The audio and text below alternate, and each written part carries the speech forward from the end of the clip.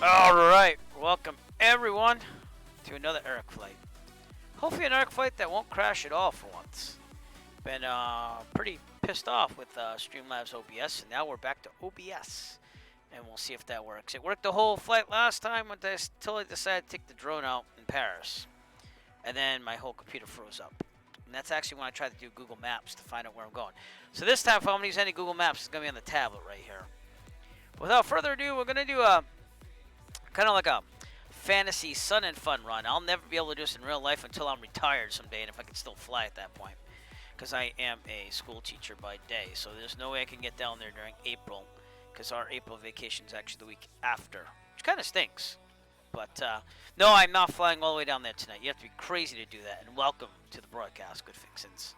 Yeah, I'm just doing the first leg here to Lakewood, New Jersey. If I had the time, I'd probably do the whole thing, or at least I do half. So, well, it starts tonight. It actually goes all weekend long. Some people don't fly until the weekend, so we're just gonna go with it. And we're gonna fly the Diamond 40 next gen here, which I haven't done in a while. Here for the fixins. So there you go. You know what I'm talking about? Ooh, we're gonna have a lot of fixins? We're gonna have so many fixins up in this motherfucker. You clean those fixins up right now. Yeah, big boy. From now on, you gotta clean up your own fixins.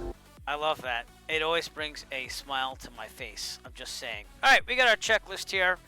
I think we're good to go. I think I got everything going on. Music's pumping. And I think we should be good. So, without further ado, with no hiccups, I'm going to start up the Diamond 40 next gen. So, all right, we're going to pretend everything on the left is done, because that'd be the pre-flight. When I do my own checklist, I make sure to do it like a real plane. The POH and everything. So pre-flight check, baggage and tow bar secured, fuel valve normal and secured, which is this thing right here, and it's normal and it's staying in place. Power lever idle. We're gonna flip these up and down because again I have two throttle quadrants here. I'm gonna use the Logitech one. So power lever idle. Parking brake is set. It is. Alternate air is right here. It's closed, which means off. Engine master is off. That would be this right here. And the voter switch is on auto. I believe this is not working again, although I do have a mod still.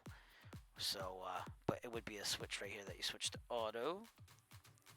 It's still better than the Microsoft Flight Simulator default. So, fuel pumps off. That would be this button right here. It's been a while. Wow. All light switches are off. True. Emergency switch is off and guarded. That's so it powers up some electronics should you have power failure. They have a battery. ELT is armed. It is. Circuit breakers, we check all those are in. Flap selector is up. It is just checking. Alright. Pitot heat is off. Fuel transfer is off, and that would be right here. Yep. External power, we're not using an electric master is going on. Rudder pedals adjusted. Passengers instructed, you've been instructed. Seatbelts fastened, rear door closed and latched, front cam position 1 or 2. G1000 power and acknowledged, it is.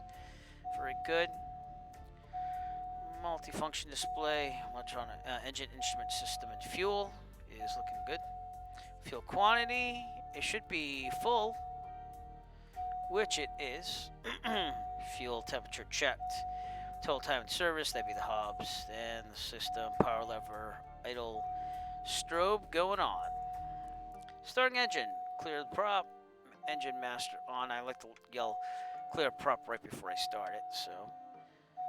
Annunciations checked, everything looks good. Oil pressure is going to be picking up in a second. Glow indication would be off. That would be over here, by the way. It's the thing that heats up, I forget, I think it's the fuel. Start key to start. It's pretty easy to start this thing. Oil pressure outside red in 3 seconds. There you go. Voltage, electrical load, check indication. I think we're doing okay. Annunciations, engine instruments check. Hello, King Kicker 115. Nice to see you. External power not used. Oil pressure checked again. RPM should be about 710. It is. Circuit breakers, we check it in one last time because you started the new one machine in. Flip banding pitot heat on. Check that goes off. Amps checked. We're good. And pitot heat's off. Avionics master on. Where's that master switch? Right there. There we go. And that turns on the radios. FMS setup. Initialize profile. Blah, blah, blah, blah. Flight plan is already loaded. Radios. Get the weather here in a second. Let me get Plymouth here. 135.62. We are using real world weather, but we are not using. Mike automated weather observation 1200 Zulu. Wind 286 at tree. Visibility 9er. Sky condition clear. Temperature 5C dew point. 1 tree C altimeter tree 00 tree. That was a Kilo 300, Papa Yankee Mike right? automated weather observation 1200 Okay, I just connected the Zulu. VAT sim, so Wind 286 at tree. Visibility 9er. that looks right. Sky condition clear. Temperature. All right, I'm 5 good. C How are dew you, King point. Kicker? 1 tree C altimeter tree 00 tree. Doing okay. Now I didn't get the winds at all. But Kilo Papa Yankee Mike automated weather observation 1200 Zulu. Wind 286 at tree. all right, so we're Visibility, talking 9er. 2-4 again. Sky condition. Go to VATSIM Unicom on 122.8 autopilot test. We'll connect it. We'll disconnect. All right. They wanted to check flight director. It's gonna work. Autopilot test completed. Floodlight check on as required. We'll just put all the lights on like it this time. Landing taxi shows the anti-collision and just gonna turn them all on. So, flaps full travel. Check it visually as well. Then set the takeoff. Altimeter set both here and there. This one is not set, so good thing that was in the checklist. 3003. You could just push B and Microsoft Flight Simulator will do it for you. Transponder. Let's make sure we're Alt and we're VFR. Indeed we are. Engine temperatures check. Looking good. Everything's in the green. Parking brake release. We'll check the brakes on the way out and get them going to 2-4. Okay, here we go. Take the parking brake off. That might help. Just a thought. But again, thank you for coming out tonight. And I'm hoping to get a good flight here. The flight should be probably about an hour, hour and a half. Nothing too daunting here. And I already have the next legs. I have everything planned out all the way down to Lakeland. So, who knows? If it's not too late and I feel like doing this, even though the update took forever. And then kids took forever getting in bed. But I'm not going to worry about that anymore. I'm just going to enjoy the night. So, getting back on this streaming thing. It's been a while. We are using the Diamond 40 mod on this.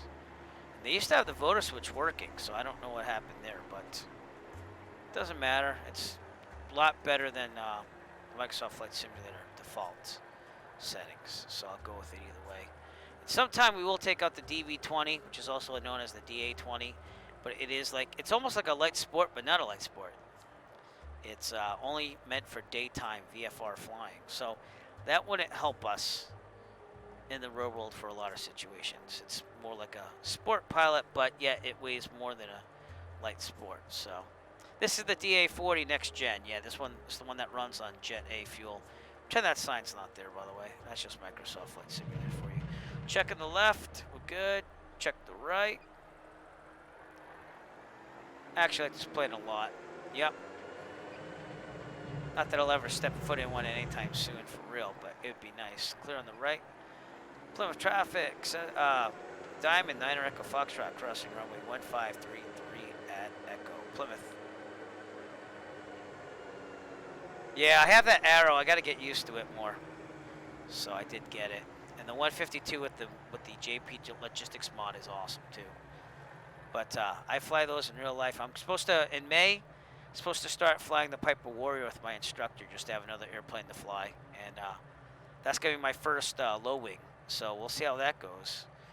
But I flew the 172 on last Friday night, the 172P, and I just went and got dinner in New Bedford, which was only like a quick 20-minute hop. And then I went to Hyannis, and it was beautiful because it's getting towards evening here and everything. So got to see a sunset as I flew into Hyannis. It got dark, and then I flew back to Plymouth. So it completed all the Cape Cod airports in Massachusetts. Let's put it that way now. So, all right, we're gonna do a run up here. So before takeoff, I already did that. Oh no, I didn't do that. Before takeoff, parking brake is set. There we go. Checking. It is. Seatbelt fastened, adjustable backrest upright, rear door closing latch. This is because I do the real checklist. If I'm going to go through the POH and make my own, I do it all. Front can be closed and latched, door warning light off, circuit breakers checked. Yep, okay. Electric elevator trim check, takeoff set. It is. Fuel valve, check it's normal. It is. Where was I?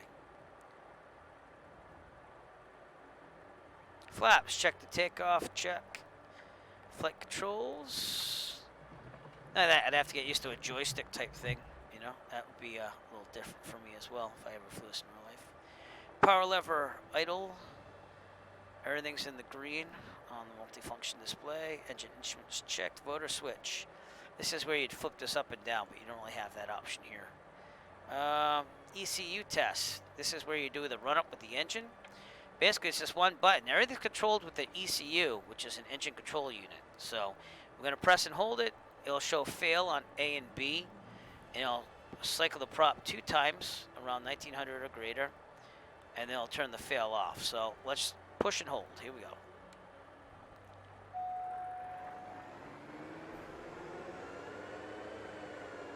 Why not start it now? And then you feel better about it, Sam Roy.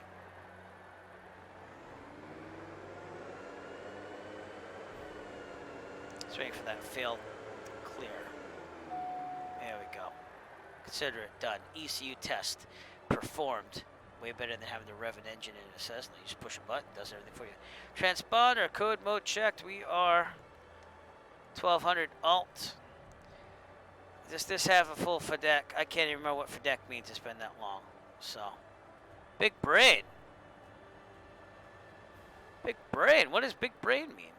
See what you can get done, and then when you feel a little accomplished, then you could think it over whether you want to finish it tomorrow or not. That's what I would do. Available power check, power lever, max for 10 seconds, and then see it should be okay in normal instruments, normal range. RPM stabilizes at 2300, and stabilizes at 88. So it's going to give you the maximum power percentage I'll get coming out of here, which would be pretty good actually. So here we go.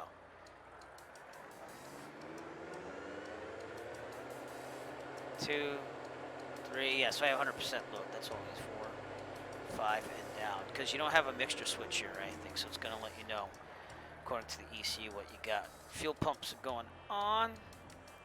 Okay, I'm getting rid of this inset, because I hate this inset on the G1000. I don't know why. It just bugs me. I like my wins displayed. Hey, Dane Flats, the man, the myth, the legend. How are you, sir? Let's see. I think we're good. We'll set this in case I want to do autopilot to GPS. And I think we're good. Parking brake release. Let's go over takeoff here because it's been a while. Don't take off. Transponder. Power lever max. Elevated neutral. Rotate. There's different rotation speeds if you notice. Flaps takeoff is the ones we're going with. And I'll just go at full even though we're not, well, probably would be close. I don't even know what the weight was, but rotate at 67.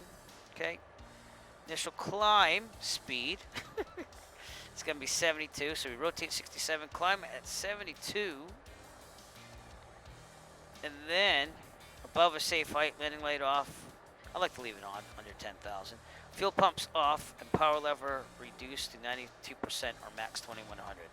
That's important because on this engine, if you rev it too hard, you can actually kill the engine. So, learn that in the POH2. All right, if we're ready, any ladies and mostly gentlemen out there, here we go. Might do flight following, might not. Haven't really done that. Best. That's right. Arms, legs. I like a beefy, spicy Slim Jim. Step into it, yeah. It's the way I feel on every takeoff. You know it. All right, no one on downwind, no one on base, no one on final. And we look over here because this is the Diamond 40, so we can actually see over there. Crosswind's clear too. Let's call it. Plymouth traffic. Diamond Niner Echo Foxtrot departing runway 24, departure to the southwest. Plymouth. Ladies and gentlemen, my name Man, is you Allison, are on and this I'm your tonight, chief Good flight Fixins. attendant. I am so On proud behalf of of you the right Eric now. flight crew, welcome aboard. At this time, That's why make he sure is a your mod. seat backs and tray tables are in their full upright position, and that your seat belt is correctly fastened. We will be departing shortly. All right, so full, back to 92%. I gotta remember that. 67, rotate, 72, climb. That was a little hard there, but let's go for it. Here we go. And here we go.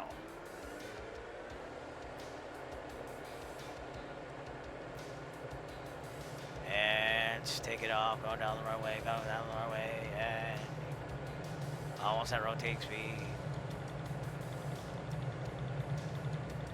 And rotate 72, probably about 12 degrees or so. Yeah, hey, look, it's coming back to me, everybody.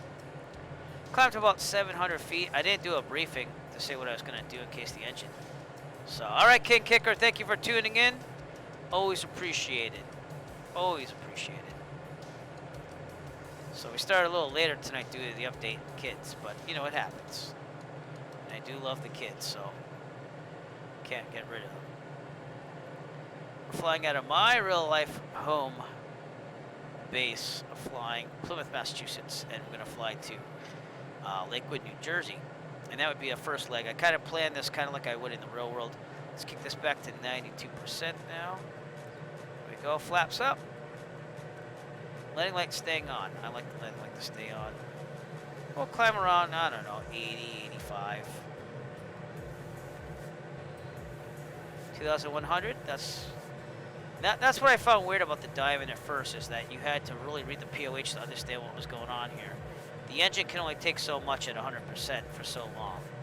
So that's why they tell you to go to 92 and do that stuff. But all right, we're clear on the left. Go to the left. Now I'm wondering if I'm connected to Microsoft Multiplayer now. Oh, I am. Okay. There's not a lot of people flying tonight, I guess. But I hope everyone's doing well up there, and thank you once again for tuning in. You know, it's been a while since I got a steady streak of streaming going on.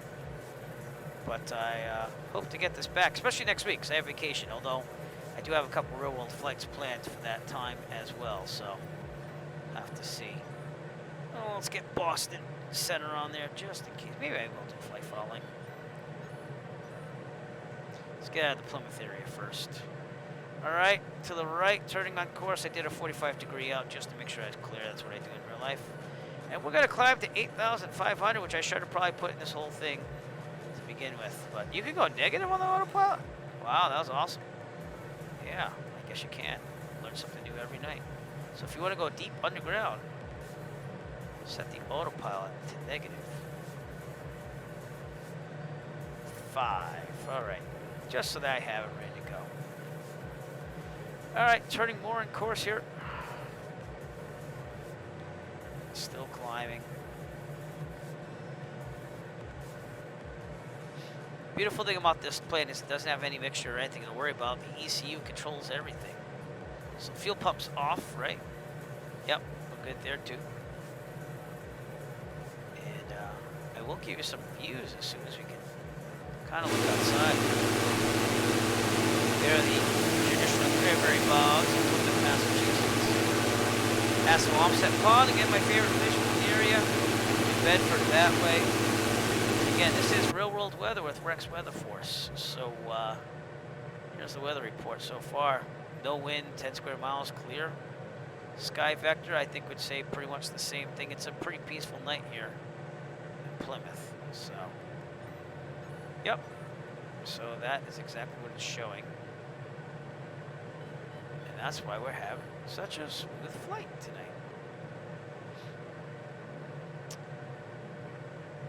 By the way, shout out to Dane Flats. If you haven't or don't know of the great man Dane Flats and his channel, why didn't it shout out to you? I have no clue. It should. Did I spell it wrong, Dane? I don't think I did. But if you haven't checked out Dane Flats, you're missing out big time on that. So check out Dane Flats on Twitch, twitch.tv/Dane Flats. Always an awesome show. If my kids ever let me watch an entire show someday, Dane, I might be able to get through a complete show again. So, but I did try to make it last night.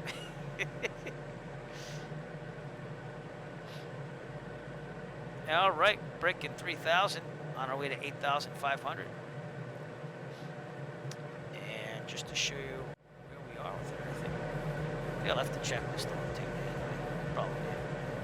We're using the Avira app like I use in real life. That's where we are, coming out of Plymouth.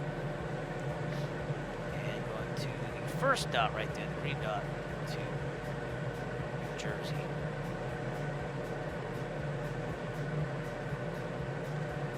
Big, big show. You better believe it. With another great streamer, Sim Caesar.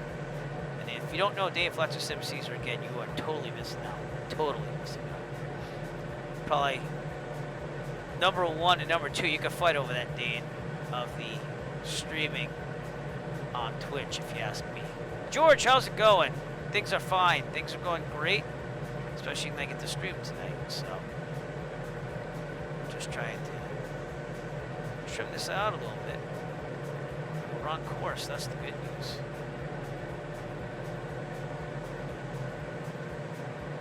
Got a little turbulence here. Maybe Microsoft did something with the update. Yeah, it has been a while. I'm sorry, just haven't been able to stream.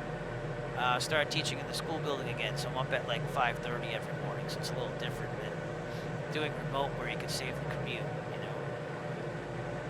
But we do what we can. Vacation is next week, so again, be flying for real, but hopefully streaming at least twice next week. That's what my goal is. And someday, maybe even doing the videos on the Eric Flight YouTube channel again, because I have like so many videos to edit. Again, I've been editing Key, New Hampshire forever, so. No. I only streamed once on Sunday. I actually hosted an event with the Rich USA Flying Club. We actually flew in France. Boy, that was a hoot. That was, we went across the English Channel, actually, from the UK to Paris, France, and learned a lot. It's a little different out there. It's the same type of concepts as the United States when flying GA, but gets a little different, so. All right, if we're going to do flight fog, we better call now, so let's do that. And I'm, 5 nautical miles south east of Taunton. All right. Boston Center, here we go. Boston Center, Diamond, November 489er Echo Foxtrot.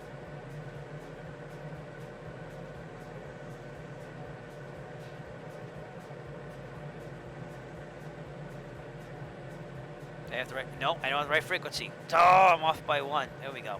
All right. 0 Raider, Pacific I messed it up anyways, so it doesn't matter. Delta 547, maintain 280 knots for spacing. Yeah. 2 knots for spacing. That's all right. We're all in the same boat, so. 10 Boston, November 6816 with Papa Clear, runway 33 at hotel, going to general aviation via taxi. Get the transponder right here. Code. Number 16 with Papa, I'm sorry, where are you going?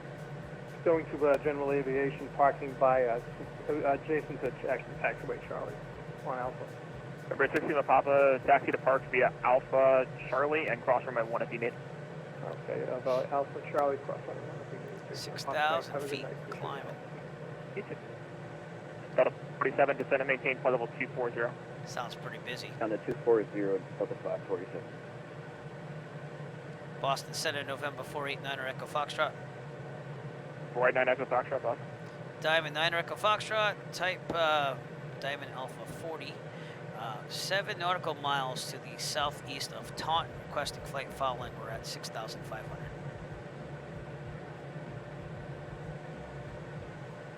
For 489 Echo Foxtrot, squawk 4641. 4641 for 9 Echo Foxtrot.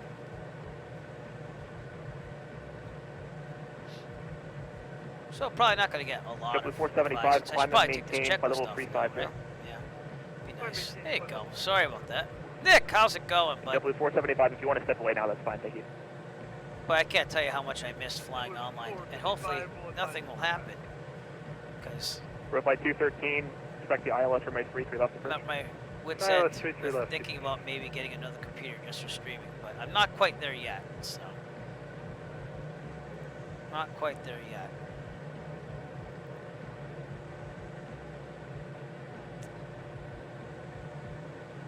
All right, get to pad altitude there. Boston Center really didn't say they have radar contact. November 489 Echo Foxtrot, radar contact 10 miles southwest of Plymouth. What's your destination, sir? We are on our way to November 12 for 9 Echo Foxtrot.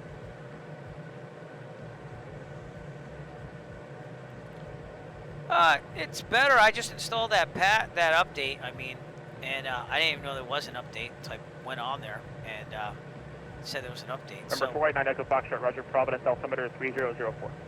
Roger, 9 Echo Foxtrot. So it's gotten better. I don't have the slowdown of frames, knock on wood, when I try to land somewhere. But I Pacific 6691 descended have via a problem the where it just sucks the power out of my computer if I take the drone out in heavily dense areas. It's like weird. Either it works fine or it freezes up. Descended via the robot 3 arrival, altimeter 3004, and what was the runway flight? We always try the drone, but it'd be nice to get through a complete broadcast. 3 left, let's go away 6691, thank you. Which will probably happen 547, reduce speed to 260. 260 now, still the 540. All right, we're at 7,000, almost 8,000. Stick look outside. We're right over Pacific 5691 traffic, 12 o'clock and about 2 miles is a 737,000 above flight level 240.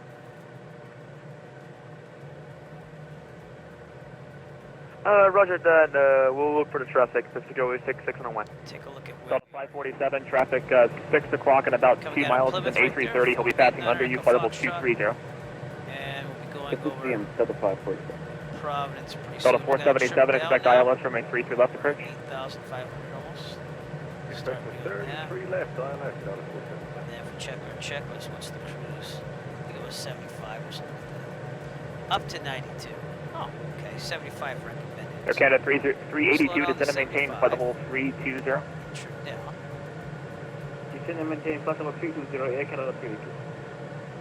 And that will make this thing sip gas, basically. If you go really back in economy on this thing, you could be sipping like, I think it's 4 to 5 gallons an hour. It's like amazing the amount of fuel you can save on this diving before. Right now, Delta 547, fly heading 130, vector spacing. I mean, that kind of tells you something. 130 on the heading. That's awesome, man. That's awesome. Yeah, George, same here. I was afraid I wasn't going to be able to stream tonight because it was taking so long. And then it kind of froze the update window. And then I just let it run and it did its thing within like 5 minutes, so. I don't know. Okay, I am trimming down here, it's just not reacting correctly. But out there in the distance is, I believe, New Bedford. Just double check that. That it is. That's where I flew in real life. Canada 382 is leaving my airspace. Cleveland Center is closed. Radar service terminated. Frequency change approved today. And then we went all the way out here to Hyannis to land there for the final time. I took the 172P out there. It was pretty good. It was a good flight. So. Well, that's awesome. And I'm sure you'll do well. So, 14 kilo heavy, 1. sure you do well. Super 14 kilo Boston Center, climb and maintain flight level 350. Alright, let's get an update on... Climb maintain flight level 350, it's going to take a while and I'm still climbing for some reason. So about 2 hours, which is fine. I actually was trying out X-Plane, which I cannot get to be above 20 frames per second when streaming on the same computer. So I won't be using X-Plane anytime soon because that sim kicks you off of 3,250. that sim, I believe, if you're under 20 frames. So. Westwind 2409, Roger. Were you looking for services with the Vineyard? Yeah, we'll take flight following if you got time. That's my ground speed. 2409, Roger. Remain this frequency. Bradley altimeter 3004. 3004, 2409. Let's try the Airfoil Labs 172 that I bought in X-Plane. Why is this thing not trimmed right? W406, Boston Center, Roger. Yeah, I'm down to like 19, like I'm just borderline with everything.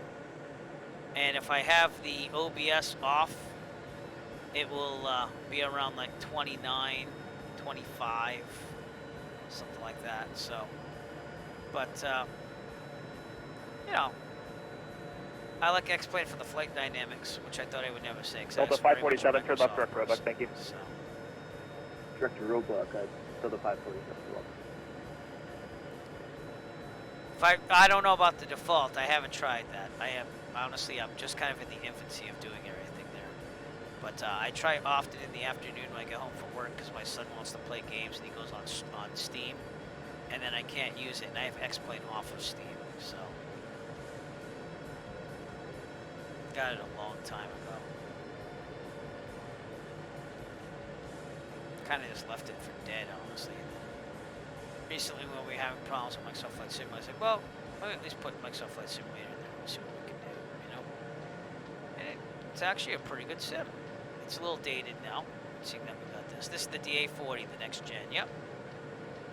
Sipping 6.6 gallons per hour, Jet A. Oh, sweet. Awesome. Delta 477, fly heading 060, vector to final descent and maintain 4,000. What do you have in your computer there? Fly heading 060 down. They are very light. Yeah, I heard they don't handle well in turbulence, not that I have any experience with that. But, what do you have for a graphics Delta card, 547, descend and maintain 12,000, Providence altimeter 3004. That's what I want to know. Down to 12,000. We're at 8,500 by the way, because we're going to go over Class Bravo in New York here. W406, clear direct Roebuck, descend and maintain flight level 230. Next Roebuck on a 3230, 406. And we can make this go a little faster. Yeah, so I have a 2080. I didn't get the Super because I bought it right before the Super came out because I didn't know the Super was coming out. And not only that, I wanted to build my first computer in like 20 years, so I was like kind of wanting to get it going on, you know. But when the 3090s or better start coming back in stock some year, I'd like to go get a 3090. I don't mind splurging now because I have more money than I had in 2019 because YouTube has picked up since then. But we'll see. I'm still saving for a plane, the plane fund. I have about $6,500 saved up now. But I don't know. I'm gonna fly the Piper Warrior in May for a couple lessons, get signed off on renting that, and then maybe start the instrument at the end of summer. That's what I'm thinking. So. Pacific 6690, 160. Trying to trim this out. Sorry, did you ask for speed for Piscataway 6691? Yes, sir. Your current airspeed, please. And I have an Intel Roger that. Piscataway 9900K, 6691, we're currently at 290 knots for speed. So it is what it Pacific is. 6991, roger, thank you. Dude, I don't know yet. Honestly, like I'm like, oh, 172 N, M, or P. But if I like the Piper Warrior, there's actually, I think those are a better bargain 477, right maintain 210 knots or greater. So I'm just gonna keep saving. I mean, I'm figuring I need 15 to 20,000 for a down payment, and then obviously my wife is not a big fan or supporter of that. But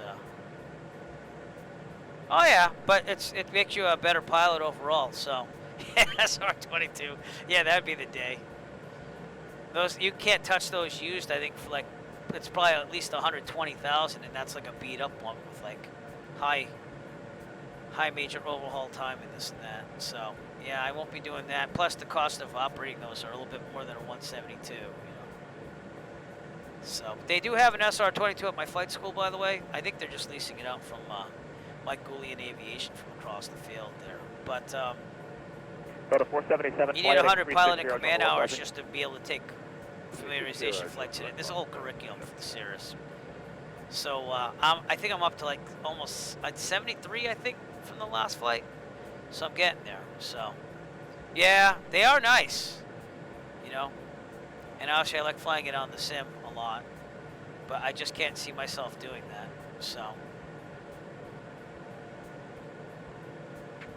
it is. It's about double, at least double, and I'm talking like bottom line with minimal electronics. You're not going to get the nice little G1000 in that or anything. It'll probably be like a 2003-ish or so. 2000, 2003-ish. I think they have a 2000. Think that over my head. But just having a plane to fly would be awesome, and doing all the accounting on that too. So I'd like to make a little bit more money each month on YouTube to. Go to 477, 8 miles from Cohos, descend and maintain 3,000 until established on the list. Roger, cleared ILS from runway 33 left approach, maintain 210 knots for now. Just in case, you know.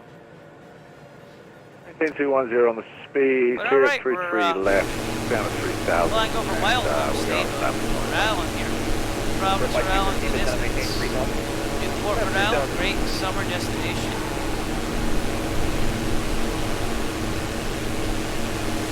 Yeah, my family won't fly with me, or I should say my wife doesn't allow my family to fly with me. So it's, cost 50. that's why I think the 172 would be good. I'd also like to fly a Cardinal someday, top to the cost 177, 50. compare that. Thank you.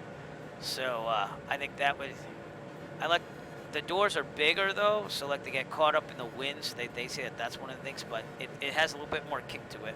Delta 547. What I would really like if I have to get a 172 is a 172N model with like a 180 horsepower conversion in the engine, so that way you can get 1,000 useful load there. So what comes before 47? 46. So. Pacific 6691 Boston, altimeter 300. Oh, that was a good one, man. That was a good one. And how are you, MEMRS? Altimeter 3006 and expecting IOS runway 30 left approach, Pacific 6691. On our way. Oh, really? That bad? We're flight 213, traffic 11 o'clock. Providence, 6 miles TF Green Airport out there. I'm gonna land there someday. It's gonna be quite the landing fee. But I'm gonna do it, and there's a Hooters across the road there, so maybe I'll go with some friends and we'll go there. Of course, we won't be partaking in. Yeah, you know. Check card 801. You gotta be almost done though, right? Because the year's coming to an end for college at least. It's been a crappy year for everybody, education-wise. All right, scanning my instruments. We're looking pretty good. I didn't change this thing though. Yeah. 477, police established. Don't need to report that. Yeah, so you're almost done. My seniors in high school are graduating in about 5 weeks or so. We have April vacation next week, so.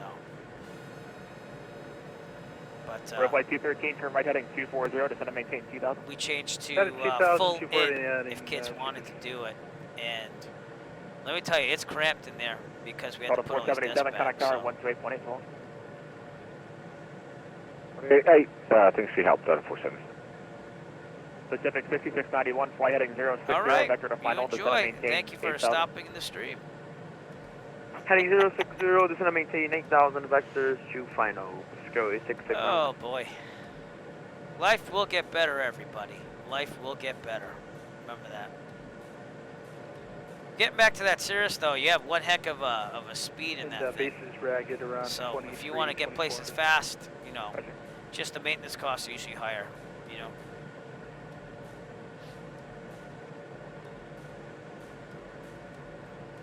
Block Island in the distance there. I'm going to fly there this summer if I can, too.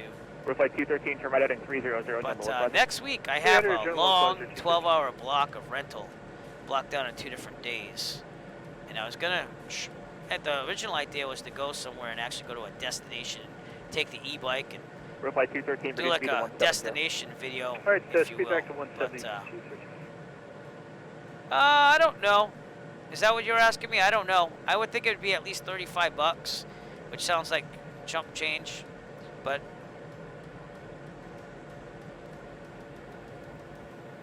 No, that's right. Yeah, that's right. That's right. Boston Center, American 2375, flight level 370. American 2375, Boston Center. I don't know if Manchester would charge more or not. I'd have to explore that. But typically, when I go into Providence, I'm just going to be ready to be ripped up the butt for fees. Like, that way I'm pleasantly surprised if it's only 50 bucks by the time I get out of there. 213's got the traffic ahead of us. Yeah. It's got to be comparable, you know. All that traffic, clear visual approach runway 3. I know Providence approach is usually pretty cool about we'll follow the traffic, flight following, going above Charlie and even going in it, you know. So 28.8, thanks for I've the had help. to deviate a couple times on their commands, but that's about it. So mine so far, I stay away from them. So I think the most I ever paid for a landing fee was 10 bucks, and that was Provincetown. Even Martha's Vineyard doesn't charge a fee if you're not over there overnight, so that's pretty nice. And that was during the summer too. That was during August when I took the e-bike out there. Pacific 6691. Provincetown, the terminal is run by JetBlue, so they charge you This is a $10 maintain 3000. Go to land there, 8691. and it is it's a touristy destination. Delta on the Cape. 547, fly heading 060. But Hyannis doesn't have landing fees either for aircraft under 5,000 or something like that. 5,000 pounds. Down to 8,000. So I just did basically Delta a 547, you'll be full following a stop heavy and- Airbus 330 on final call. No, Logan I would probably never get into. Logan, by the time you get out of there, you're at least 75 to over 100. I know there's this guy Delta with a 1423 video on leaving my YouTube, airspace, New York Center, or actually and he was there, you know, it was like a jet or something he was flying. And like the fuel fees were like $7, $8 a gallon. It was crazy. So, and it's Signature. I've never dealt with Signature yet, but I mean, Signature Delta doesn't have the 547, best you'll be rep following when a it heavy comes to Airbus fees 330 and on final stuff. call. So. If we got It really depends on the airport. Provincetown charges you $10 a day, so you'd probably have to pay 20 Delta 123, getting contact out of there. Washington Center. But they have tie downs and let's see, everything because you're right on the 133.72. beach, on the coast there. So typically they're used to stronger winds. I have my own tie downs now because I bought these zip tie downs I leave in my backpack, my bag, my flight bag. Delta If you will. 4042, Boston Center, climb and So, maintain but I have it all in a 17,000, backpack so that way altimeter if I take the bike, 3007. things can come with me. So. 3007, Delta 4042. Nick, you let me know if that happens. I want video of that. But you'll get there someday. Pacific 6691. Like I said, I would love to go to Sun and Fun someday, but that's never going to happen because it doesn't fit my schedule with teaching. So. B210 knots. Go 8691. All right, we are Westland 2409, about an hour and a Providence, half altimeter out, so 3004. again, not a bad flight for just tonight, first leg. And I did play this on Sky Vector to make sure this is kind of what I want to do. Going along the coast here, so you have places to land. We will be going over the water pretty soon now. Yeah, kind of. You didn't land, right? I've flown over Boston. That's pretty cool just to do that. But again, I haven't really been in the Class Bravo at all for Boston. Boston approach was pretty nice to me. When I went to Nashua, they asked me if I wanted to descend through the Bravo, but of course that's towards the edge of it, you know. And of course, me being the noob with all that stuff, I was like, no, I'm gonna get out of there and just gotta descend through this cloud here because it was clouds like it was broken up there, so I had to pick a hole to go through. But Kool-Aid Jammer, how's it going? I'm doing great. Yeah, sorry, it's been a while, but just been busy turning to teaching and waking up every morning at 5:30 in the morning. So took a little adjustment there, but I feel great waking up early. Just late at night. Here's what happens. But we picked another theme here, Sun and Fun. I never did finish the European Cirrus flights, but seeing that I did a flight on Sunday, streamed that. You can check that in the archives here on Twitch. There's a lot of similar yet different things about GA flying in Europe, so I'm kind of glad I did that. Probably finish that flight up sometime soon. I don't know if I'll just drop it or not. I just wanted to prove that the Cirrus could go from Plymouth over to Europe, which you can. 4657 United 1887. So, trim down just a little bit. Seems like the aircraft has a lot more air effects on it. I don't know if that has to do something with the United update, 1887, radar but I always contact, felt 30 miles like that was northwest kind of of Bangkok. missing in Microsoft Flight Cross Simulator. Stella, Sun and Fun is a 1000, major Bradley, altimeter 3004. GA Cross Stella, flying event 1000, in Florida, in Lakeland, 1000, Florida. United 1887. They have a bunch of workshops, tons of like demos of new products and stuff like that. For example, way back in Pacific years, they 6691, had the heavy flight Skycatcher 360, Cessna Roger. premiere Flight the heading Skycatcher 260 there and and stuff join like the that. localizer. But Go 8661. sadly, something I won't be able to do. And you can even camp there. Delta You have to pay 4042, for clear everything. direct robot. But I think it was like $400. Direct Roebuck, Delta 4042. $70 or something like that for the week if you want to camp there. I thought that was a pretty good price. Providence, altimeter 3004. But I do work during the week during this time. So for my 33 left and put some pizza heat on you. I probably don't need it. I just don't like seeing that thing on. All right, and just a little update on the map here. We are. You could land anything anywhere. They just have to have the patience to get you in there. But we are coming out of the Providence, Rhode Island area and going right now. We're going to be flying over Long Island and stuff on our way there. So, yeah, here's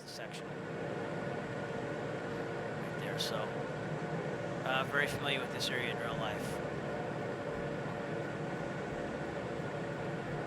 Maybe, yeah. I think this summer the plan again is to try to make to the Woodstock Festival site, or Ticonderoga, or maybe even Bradley, which is a Class C, because they have the New England Aviation Museum out there. I mean, a lot of things kind of open up a little bit more since I got fully vaccinated. Pacific 5691, 1 mile from Cohos, cross Cohos Still at need to be 3000. careful. That's why I went and ate at the restaurant the other night in New Bedford, because I felt okay with that being fully vaccinated. Still wore my mask. 3000 and clear 40 LS, runway 32 left approach, but still 661. Still cautious when I go out, but I felt okay with eating alone 0206, Delta 540. in New Bedford. Had the Portuguese steak. It was pretty good. Nick knows. He might have seen the picture of it. He posted a picture of it. Yeah. Rob, how's it going, bud? AirVenture, I don't know. I don't know if I'm going to go to one of those things, but I want to go to Bradley to go to the New England Aviation Museum. Before I did the last flight on Friday, I actually went all the way out to New Haven and back. That was pretty interesting, as some people already know, because I lost comms that flight and had to squawk 7600. But, yeah, we got through that. That wasn't a problem. So I should have known there was a problem when I was calling to New Haven Tower to get into Class Delta. And, yeah, they weren't responding to me at all, but then they eventually got me. I don't know. And then I got out Tower of 128.8, supposed to go a 6. Portland would be cool. I want to go to Portland. And I was supposed to go to Livingston Harmon maybe this summer to visit my old co-worker. So I might have to stop saving up for the plane, future plane purchase for a little bit, just to save a little extra money. But I try to keep 1,000 in reserves for flying money. 475 is leaving my airspace. Montreal is closing. Radar service terminated. Frequency change approved. So Daytona, Sarasota. It must be great to fly in Florida. I mean, you're right down there. You're down in Florida right now still, right? 170,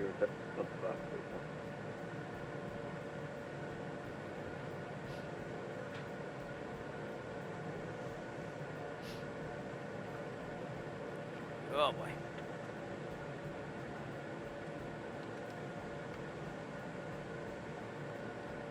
Austin Center, this is American 230, traffic climbing to flight level 210. That's awesome. Approximately 20 miles to the west of American. I'd like to get down to Disney World someday again, but that ain't gonna happen until everything kind of simmers down a little bit more. Hey, Block Island in the distance. I was the weird guy that went during December, but I was a new private pilot at that point, so I hope to go there during the summer. I actually know the guy that owns 4614 American. this little beach club here called Ballards. He went to high school with me. Not a great friend, but just an acquaintance, if you will. So, yep, that makes sense. Florida also doesn't have as much of the cautions as places up here. American 547, Boston Center, squawk 4750. Squawk 4750, American 547. All right, we're making our American way to Long 230, Island. radar contact, 30 miles north of Kennedy. Stop your climb at flight level 190, please. I have traffic above you at 21. But I've hit almost all the airports in Connecticut and Rhode Island. Actually, I think there's only one more to go to hit the Long Island coast here. And that would be, American 547, radar contact, 30 miles north of Kennedy. Altitude indicates flight level 210. So I'm going to fly there someday too. But we'll also be refueling the plane. American 547, clear direct robot. New Haven. I wasn't like almost on empty, but it was getting down there. Delta 547, 4 miles from Nimoy, fly heading 360. Maintain 2000 until established. Montauk too. I like to fly that in real life. There's a bunch of destinations I like to do. But I like to do like a trip for once. That's all right, man. Well, thank you for coming out. So, we always appreciate a good fixins. Thank you so much, and I appreciate all your efforts. Delta 4042, maintain 310 knots or greater. No, it's the monkey.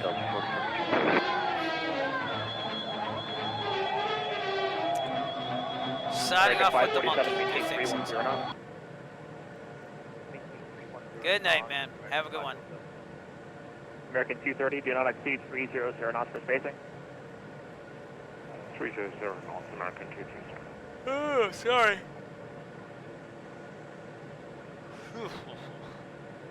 Delta 4042, descend via the Robux 3 arrival, runway 33 Yeah, I got some left good transition, video Providence of flying altimeter into Hyannis for 3004. the first time the other night. Robo 333 That was left pretty transition, easy. Delta 4042. Landing, so Delta straight into 4042, runway verified 15. descend I was via on the Cape Robux Cod 3 Bay. and maintain 310 knots or greater until Roebuck. Descend via the That Robo right there 3. used to be an airport. Maintain That 310 is, whatchamacallit Delta there? 4042. Delta Charlestown? 547, it looks like you're going through the localizer there. Do you have the So, build site? Internel, and that was an airport. And they turned it into like, I don't even know. See this parking lot over here? It used to be an old, like, naval Okay, base Delta or something. 547, good visual for And then Westerly, flown in there in real life too. That was a nice airport. They have, is it Block Island Airlines or something like that? That flies out from there. Plan the ILS from a 33 left. Can't start with the yawning. It's been up since 5:30, so I'm trying my best. I am streaming tonight. That's all I know. Do kind of miss it.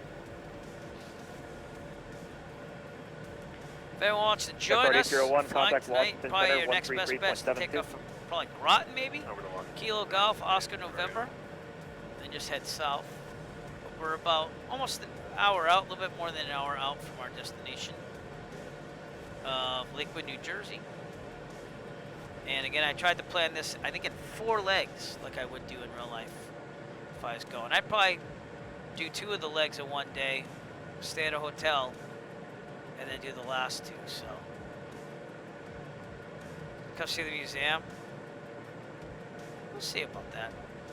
I want to do barrel rolls and loop-the-loops. Ski Jeffries, all that's that Ski? kind of Yeah, stuff. that is. Ski Jeffrey, thank you We're for gonna do that following me kind on of flying Twitch. here. Welcome aboard, sir. Dangerous, Welcome irresponsible. aboard. There's too many lawsuits. Well, who does? Delta 2339, Boston Center, radar contact, the altitude. But feels good just to.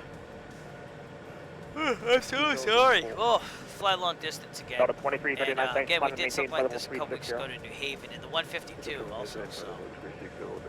Oh, that's all right. Important thing is that you flight do. 050, vector to final, descend and maintain 8,000. Following is highly encouraged and also appreciated, so thank you. But next week, vacation week.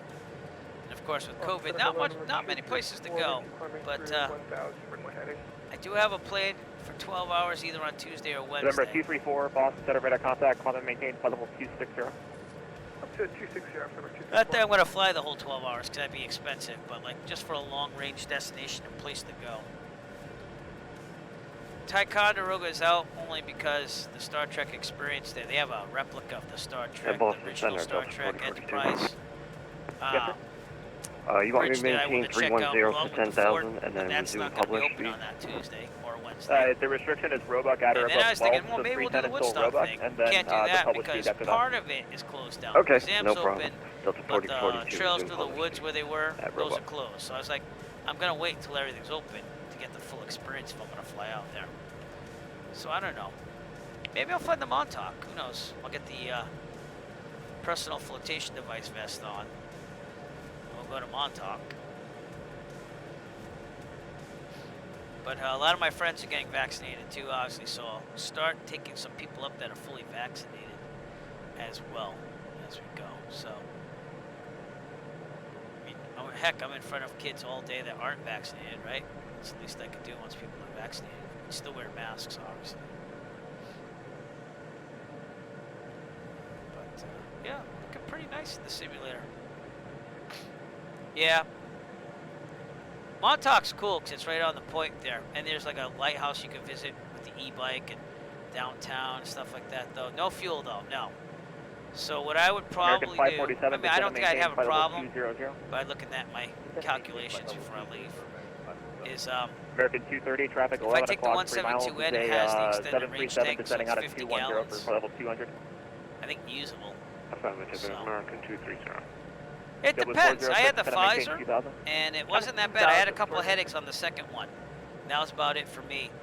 My wife got the Moderna, and she was just really tired for a couple of days. And she had some headaches and some little pains, but so I recommend the Pfizer just from my experience if you can get it, but you don't get to really pick it.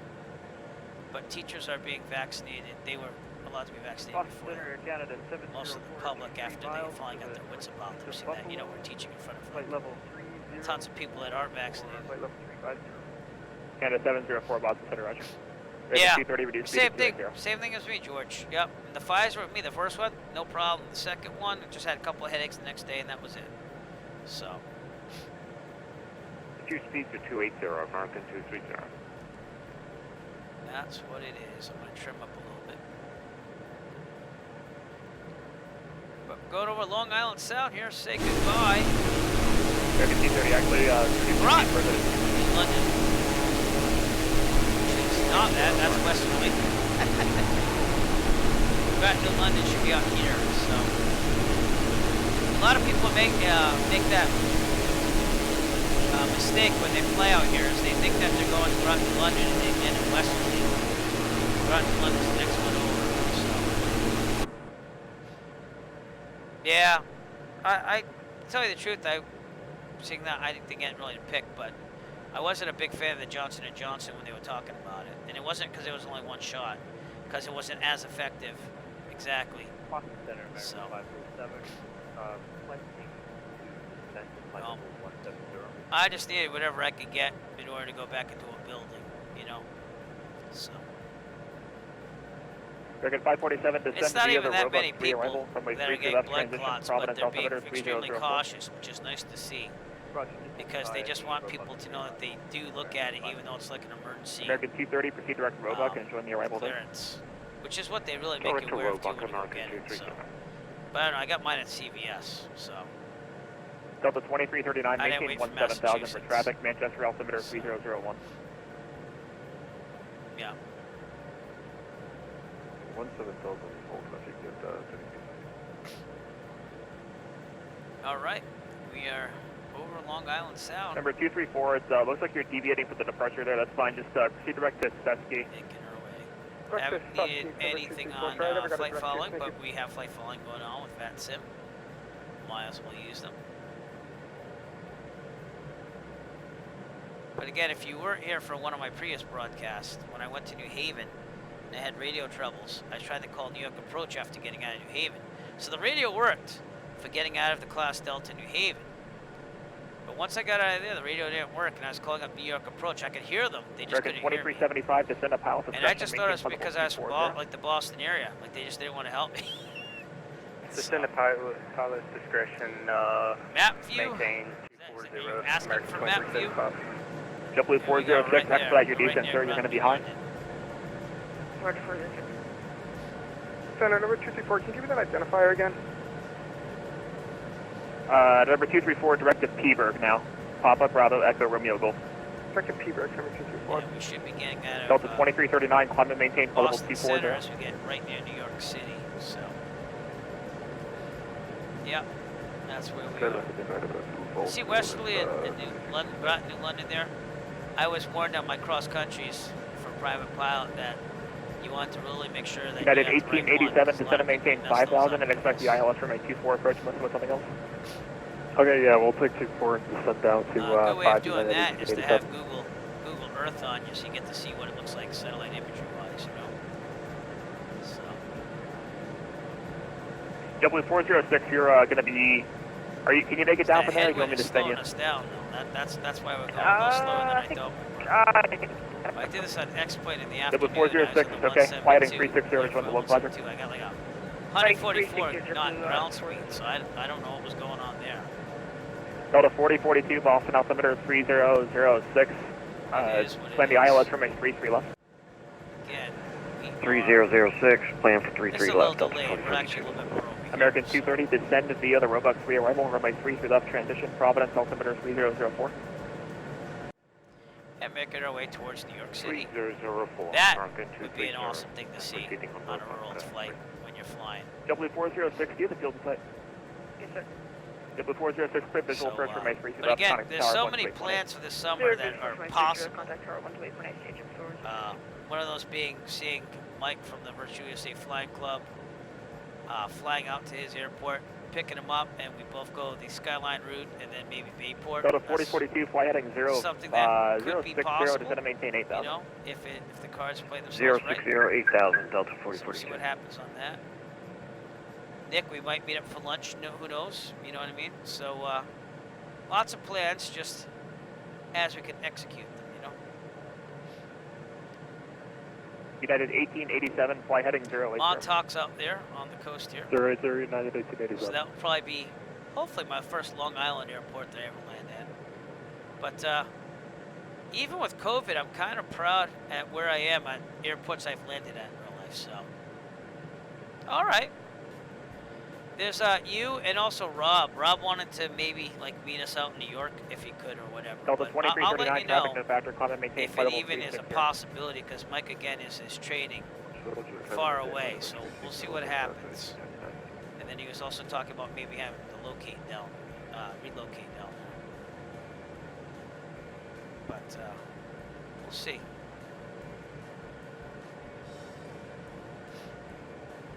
I'm excited for that flight because I'd fly out to New York by myself. That'd be quite a new experience, and that's why I've been taking the longer flights though, like New Haven, and stuff like that. I feel really good about my skill on 1887, that. fly heading 120.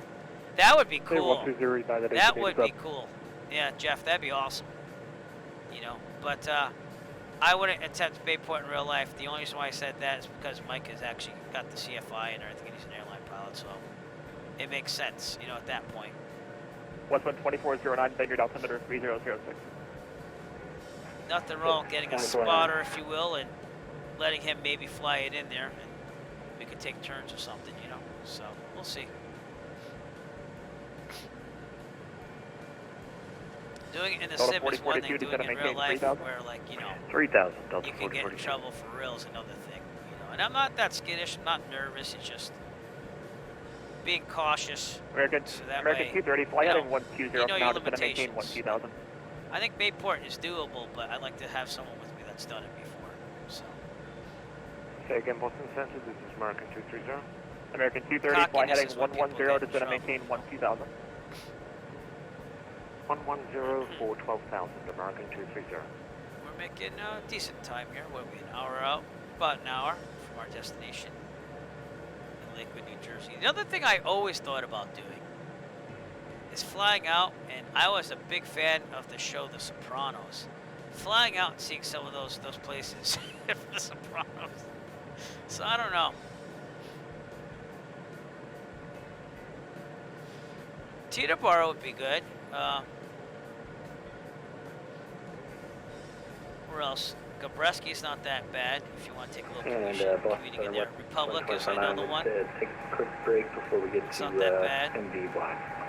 That's probably as close as you're going to get to New York City, you know. Roger. Yeah, I gotta be honest with you. When I flew out to New Haven, seeing the airport for real and flying that on the sim, it was really cool. I would love to go to Albany as well. My friend moved back. He was married, and he actually lived in Albany, and then he got divorced. Now he's back in Rhode Island. But he's one of the ones that I took up, along with my other friend that I've known since middle school. So we want to do some flights together as well. He's all hyped. He's like, oh, I got my first shot. I'm getting my second one there. 2500, United 1887. And I recently got back with one of my old friends. I was in a hardcore band, believe it or not, for a gig. And I was asked to play down some rhythm way back in the day. And we were friends for a couple of years. Then we just kind of lost touch. But believe it or not, he was on Twitch. And he had a seizure on Twitch. So when I called one of my old friends out of the blue years later, he's like, oh, yeah, no, he just got, like, had a problem, medical. So I got back in contact with him. And he's fine. But it was kind of interesting how we're all on Twitch now. Yeah. So, no, don't even bother Kenny. Kenny, he'd be raped for money out there too, you know. And they probably wouldn't like you going in there. I don't even know if there's limitations on like the hours you can land there. You have to double check that in the NOTAMs or even the chart supplement, you know. So.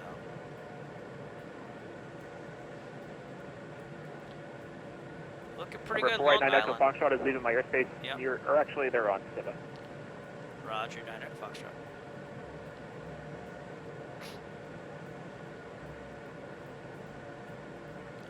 gotta find some good model matching here. Microsoft Flight Simulator someday. I have this thing installed, and I thought I put all the models in, but it says failed to create aircraft using model. I get that like all the time. So Heading 040, please. Don't know if there's anything in there. 040, American 230. American 547, fly heading 060, descend and maintain. You could do Boston Logan. It's just that if you land there, you're gonna be paying a fee for that. You do better to take someone with you. American 547, I'd go with Boston, you. altimeter Just saying. 3006, expect the ILS for May 3 for that. So that way, at least it's halves, you know. Number 489 Echo Foxtrot, contact New York approach 128 flight 12.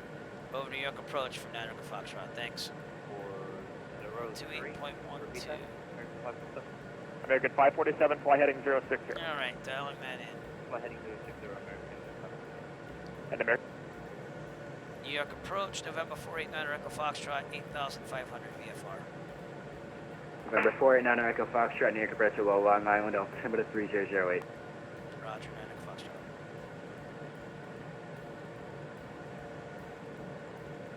Oop. All right, there we go. Yeah, we'll see.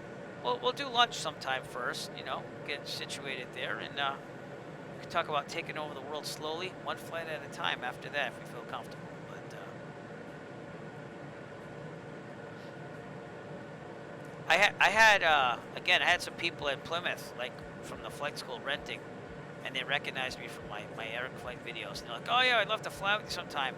And I'm always like, "Yeah, cool. Yeah, here's my card, you know, and give me an email or something. We'll set something up." And like they never emailed me back. It could be COVID though. I gotta give them that. And then most of my friends, again, they're there for moral support, but they're not used to how much planes cost this and that. So I just take them up to have some people to take, you know. But they usually buy lunch and stuff, so that's all good too.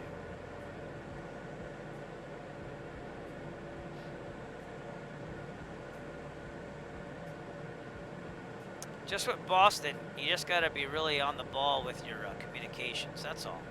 Because they're going to be rapid fire, because they have tons of aircraft to worry about, that's all. But every interaction I've done with Boston Approach over the Bravo, never been in it, has been positive. So they talk a little faster, but you just got to know and anticipate that, that's all. It is cool flying over Bravo and seeing a jet blue. So, yeah, there's plain Jane's, it's pretty good. Yeah. Number 4077, New York approach. It's not bad. It's a little expensive for what you get, but it's a nice place. And right, they have runway 22 right, windows where you and can look out on the field and stuff, and they have a patio now too. Squawk code is Before they just had a, it was like it was on the old terminal, they had a big porch that you... Number 4077, thank you. Kilos current, but runway 22 right, taxi via Bravo, Echo, cross runway 31 right. That's Bravo, Echo, cross 31 right, field, for Endeavor 47. Yeah. But due to COVID, I don't think Plain Jane's has been really busy, you know. I know the Plymouth Aero Club is flying to Nantucket May 1st for like a breakfast run there. And you don't have to be a member to fly with them, so that would just be, hey, if I'm flying that day, just happen to be there, so. They're a pretty friendly group. It's just been tough. Still waiting for Taunton Pilots Association to get back to me. I actually paid for a membership and they never got back to me yet about that. Just to support them there, because if I ever buy a plane, I'm probably going to end up there. It's just closer to my house than Plymouth. But I love Plymouth. Plymouth is very general aviation friendly, and they're great people over there on the ground and everything. So, but Plymouth is the busiest general aviation airport in Massachusetts. And we even get like some of the jet aircraft in there and stuff like that, like Gulfstreams and stuff like that. So it's pretty cool.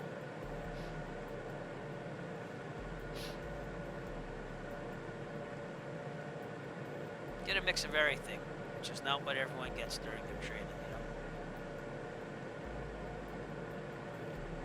But I'm telling you, Nick, if you want like a restaurant, a sit-down type place, that Airport Grill in New Bedford is good.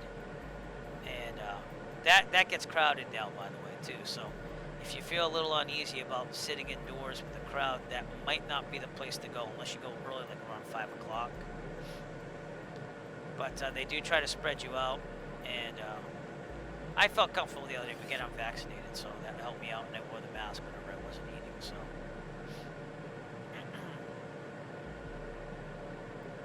take a look outside here, Long Island.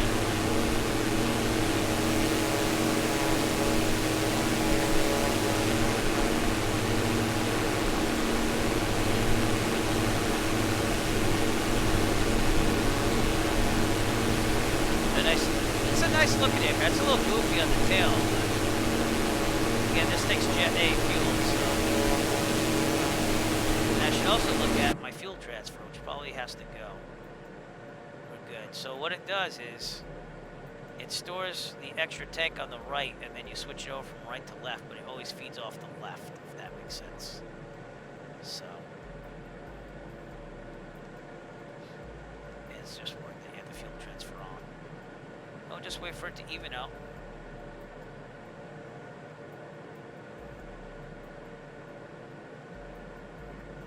Nick, I think that once you get some time, especially having that plane in summer, if you're not taking any courses or anything like that, I think you can go have some fun with that plane.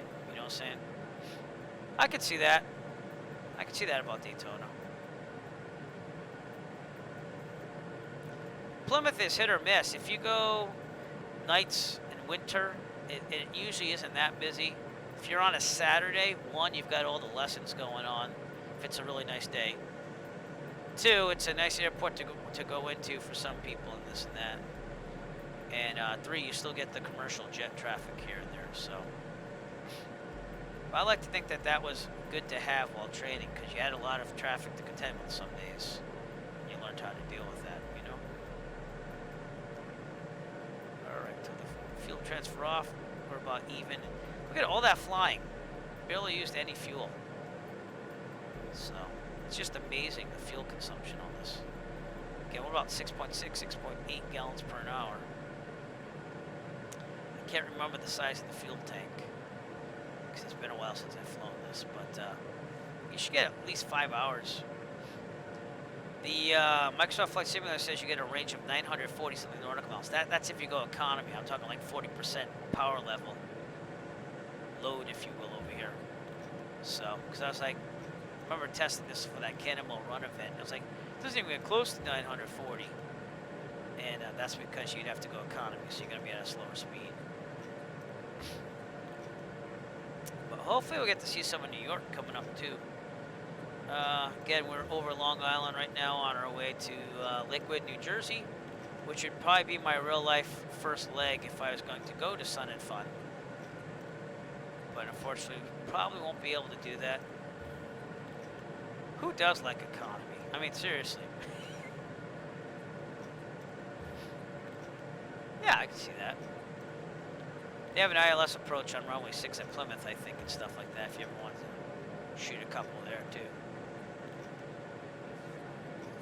Then they have, for runway 24, I think the last time I did that, mind you, I'm very minimal on the instrument approaches, but they make you go south of the airport and then hug around. I want to do barrel rolls and loop the Moon Chaser, thank you for following me on Twitch. We don't do that kind of flying here. Great to have you on board. There's too many lawsuits. Well, who does? Heck flat. I also forgot to put COM2 monitoring the emergency channel 121.5. I started doing that in real life more too, because that's a good practice to get into. Except if you have an emergency, just flip the COM2 from Mike and do it. Yeah, yep. So you have to kick it back to like 40% power. I was in the POH or something. Oh, interesting. Yeah, I never really got into float planes. So, do a lot of bush flying and stuff like that. That would be awesome, Nick. And you should. There's no reason why you shouldn't. I believe that might have gone a bit too far. I'm unfamiliar with this airport. Over 4077, no worries. Can you still go straight ahead? Yeah. Aver. Alright, Endeavor 4077, you can continue that way, cross runway 31 right, and then go all the way to the end. You'll get 22 right. over at cross 31 Mattatuck right, Airport and on Long Island. go to the end and we'll chart 20 right. Near the Hamptons, For if you will, 47.7. which are out here in the distance. Oop, whoa. Nice back of the seat. Even flying over Long Island would be pretty cool, you know? That's pretty cool. I have a Pan American World Airways picture. It's a Boeing 314 Clipper. I think it's one of 12 Clippers. And I went to roncole.net. He makes artistic works. And then he takes pieces of the actual airplane, like relic pieces, and he puts it on the glass of the artwork. So I bought quite a number of those because he runs like a sale once a year at 40% off. So, but yeah, he made an awesome picture of it. It's like the one passenger aircraft he actually did. A lot of it's military, so I have more. I have like a P-51 Mustang, and it has a little piece of the plane from wreckage. The Clipper, he got it from, like, I guess a piece of the wing that was torn off of it when they repaired it. But I gotta display these some days to the stream. Again, I have to clean this place out again because I had it somewhat clean, but then got all destroyed again when I got busy. But yeah, I got all these roncole.net. It's a check it out. Actually, I'll type that in there. He's an artist, but he does a lot with aviation, and he has these pieces called relic pieces, and he actually sticks a part of the plane on. 47.7 ready to go. Right to 2 right. Cover 4077. They are rather expensive, but if you wait for the 40% off sale, which just happened, if you wait like next year around March, he usually has like a 40% off sale on one day. So I actually have one of the Memphis Bell coming in too. It has a piece of the Memphis Bell from an old repair. Actually, stand by for number 47.7. I believe I've got a decorate the office with issue I need to work out. Am I okay to just sit here for a second? Yeah, no. Yeah, they get addictive though. I will, you know, obviously I watch money in my budget, but yeah. Wait for the 40% off sale. You might have to wait a year, but the code last time was, well, one of the codes was 40 Man Cave. I don't know if that will work still or not, but that was the 40% off code. That might have been last year though, so that might not work anymore. I can't remember what the code was. And I think last time I just tried to check if it was working, then it wasn't working. But I think it's running a 20% off sale like right now, but you can wait. If you can hold out like I do, like I always want to have bargains, I wait till he runs the 40% off sale. The Clipper might be sold out though, because they're limited edition too. He only makes so many, because he only has so much of the relic, you know. But like his artwork a lot. I wish he did more civil aircraft ones, like the Clipper. So they used to have a Clipper for FSX and stuff, and I tried downloading that, but you can't really get that. And then I think the price of it is like outrageous. So, if I remember right. So, I don't know.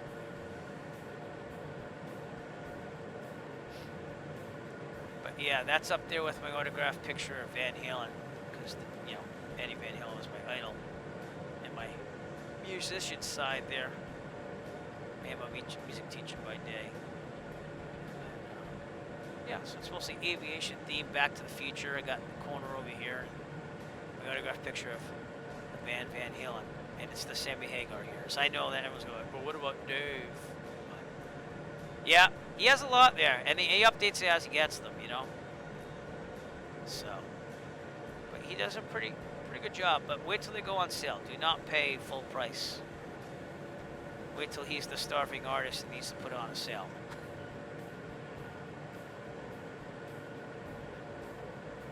Oh, you did? Yeah. They're going to another convention too, but I haven't met him in real life. But how many do I have? 1, 2, 3, 4. I have 5 of his works, and I have another 2 coming in. But again, I only buy them on sale. So. And last year we had COVID-19, so I knew I wasn't going anywhere, and we couldn't fly for 3 months. So I took some of my flying money and put it on decorating the room. So.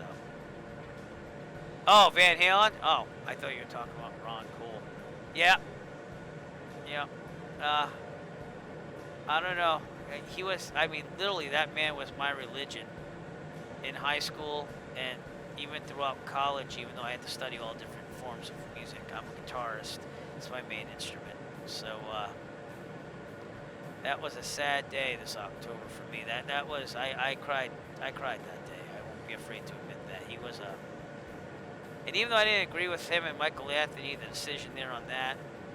Number 4077 New York Bridge. Are you able to give me vectors for the You can't lie that he was number 4077 firm. The PDT should have gotten the master. Kennedy I 5 don't departure fly heading And I live in a world of like educators that are just like classically educated. So number 4077, you I'm can an fly heading oddball. 22 I departure, can and do I'll either get way, you but I'm direct mostly a to rocker, Wavy you know? momentarily. So. Alright, I'm ready to go over my 22 right, number 40. Yeah, I saw them multiple times. Number 4077, I wish I runway saw them more in my 22 right, teenage cleared years for though, takeoff. because I didn't really wake up to them until I was about Number 15. 4077, Like really awakening to them, like I heard of them and stuff, obviously. And I played some of his stuff, but I didn't really wake up to like, wow, this man is a genius. Until I was about 14, 15. Well, just saying, Wood Chaser, wait till the sales. I'm gonna hold you back. Wait till they go on sale. If you go on Facebook and you search up Ron Cole, it'll pop up like sale codes. So.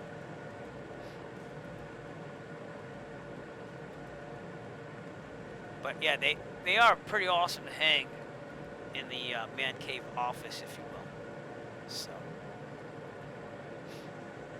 And when I don't fly, I go, hey, I got this extra money. What will I burn it on? And although I do keep some in reserve, I do splurge once in a while, but again, it has to be on sale. Macy at 8,000 on the Harp 3, information Lima on board.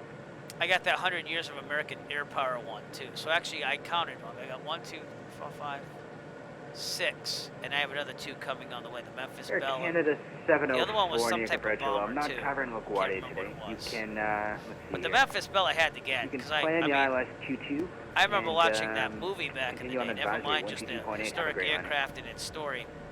But even Thank that you movie, very much, Memphis Bell, with planning Harry ILS Connick Jr. and stuff, man, what a great movie. Have a good night. What a great movie that You as well. is. Number 4077, canceling takeoff. Oh, the Buffett shows. We've Believe it or not, I still rotate. have not been to a Jimmy Number Buffett show. 4077, Roger, take And my off wife on would me. love to go. I wasn't much into Hey, but- Buffett. Like, I got it. I understand the whole concept. Lifestyle. Totally understand it. But me, I was always on the go type guy. So I was never one to be laid back. But my wife has changed me slowly right at the end. over time. Number Watch your weight. 4077, if you need to vacate If you or go hold on position, Facebook, it's, though, it's search all up good. Ron Cole on Facebook, you and gotta do. sometimes there's the sale codes there. That's how I find them. They pop up in my feed. And again, there was one for 20% just the other day, but the 40% is the most I've seen. And that was right after March of last year when COVID really started closing things down. So I think that he was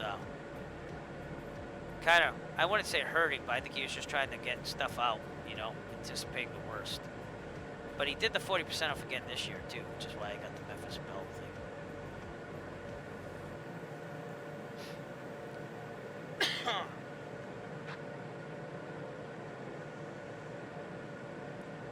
Well, you know, it's a lifestyle. Sammy Hagar kind of has his lifestyle, too, now, you know. So, and I get it. In my older age, I get it, because I'm not gung-ho trying to make it in a rock band like I was in my 20s either. I'm not even gig now because I got kids and everything. But who knows? When I get a little older and the kids are older, I might return to gigging somewhat here and there, you know. I did the cover band thing for a while, but my real passion was original rock bands. And we did have label interest, but then the band kind of broke apart. So not only that, honestly, you really have to understand the business more, you know. You don't get a lot of musicians that understand the business. So it's tough. It's a partnership, you know. But still cordial to those guys to this day. And they're still trying to make it, by the way. So yeah. So, but I did the cover band thing after that, because that's kind of what Berklee College Music prepares you for, is how to make money as a entertaining musician, which is it's really hard. A lot of my friends are struggling right now that are just performers. I got one in Texas, though. He lives in San Antonio, and gigs have picked up there since that whole thing went down. But Not as big as it was. Sir 4877, I'm not entirely sure what happened there. Nick, you still have a couple years, but aircraft wouldn't rotate. I guess we can try again. Endeavor 4077. You'll know, you know, there's no perfect time. I will agree with that statement that was given to me. Bravo Echo. And you'll know when it's time. Runway For me, it was me and my wife. We were in 31 Walt Disney World with my in-laws in 2012. That's Kilo Bravo Echo. We didn't have kids right away after getting married, but we and kind of just short saw half kids all turn around right. us, and I just kind of felt, For yeah, it's number about time. 47. So, yeah, yep, plenty of time for that. There's no need to rush into that. UPS 2348, Anchor Bridge guide. I want to confirm, you're not working Newark today, are you?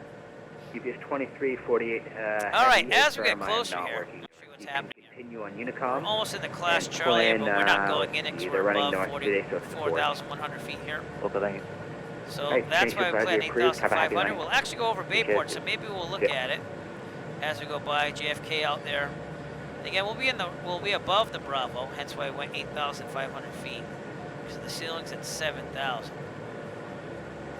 So, hey, anyone can pick up a girl. It's just a matter of, is it a girl that's meant for you? Remember that. And the more you date, the more confidence you get. At least that was what it was with me, you know. So, but plenty of time, sir, for that. Plenty of time. No rush there. When you rush, you make mistakes. That's my brother. That's all I'm gonna say.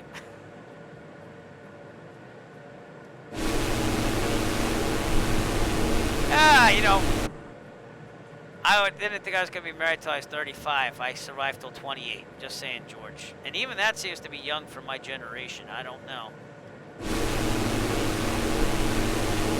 But it had its perks. That's all I'm going to say. It had its perks. Wasn't like the 90s in rock bands or anything like that. But, yeah. Nick, the more you do it, the more comfortable you get, you know?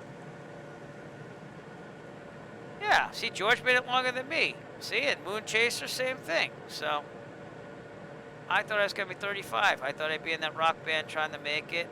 I knew it was a far shot, but I had to go with it, you know? And I was teaching during the day, but I was willing to give up the day job and go all out, which is not very conducive to having a committed marriage relationship, you know? But my wife was going to the gigs with me. I mean, I was in my mid-20s, and she was sleeping on the floor with me and stuff. Like, literally, mattress on the floor, you know? Yeah, I'm perfectly happy and satisfied with trying it out. Were there things I would do differently now? Of course, I would do things a little differently. I would,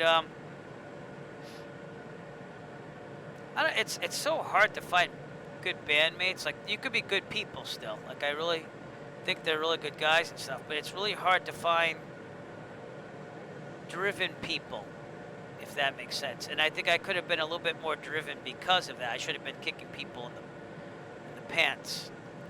But it's a whole different world for being a musician too. If you're going to do the rock band thing, it's not as popular as it used to be, obviously. And it's always been about money. That's not something you debate. You know, obviously, I like money. You can make a lot at it by being, you know, in a rock band that makes it, even though it might be short term. So, you know, that wouldn't have been a problem. But it's like being a professional athlete, you know.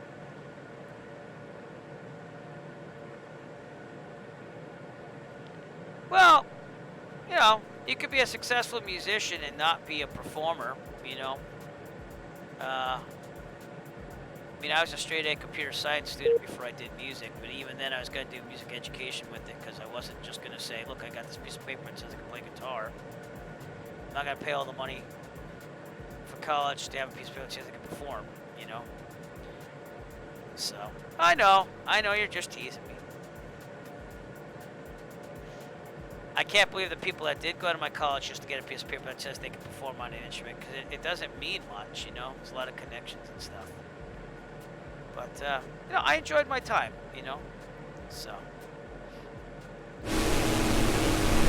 All right, making our way out of here.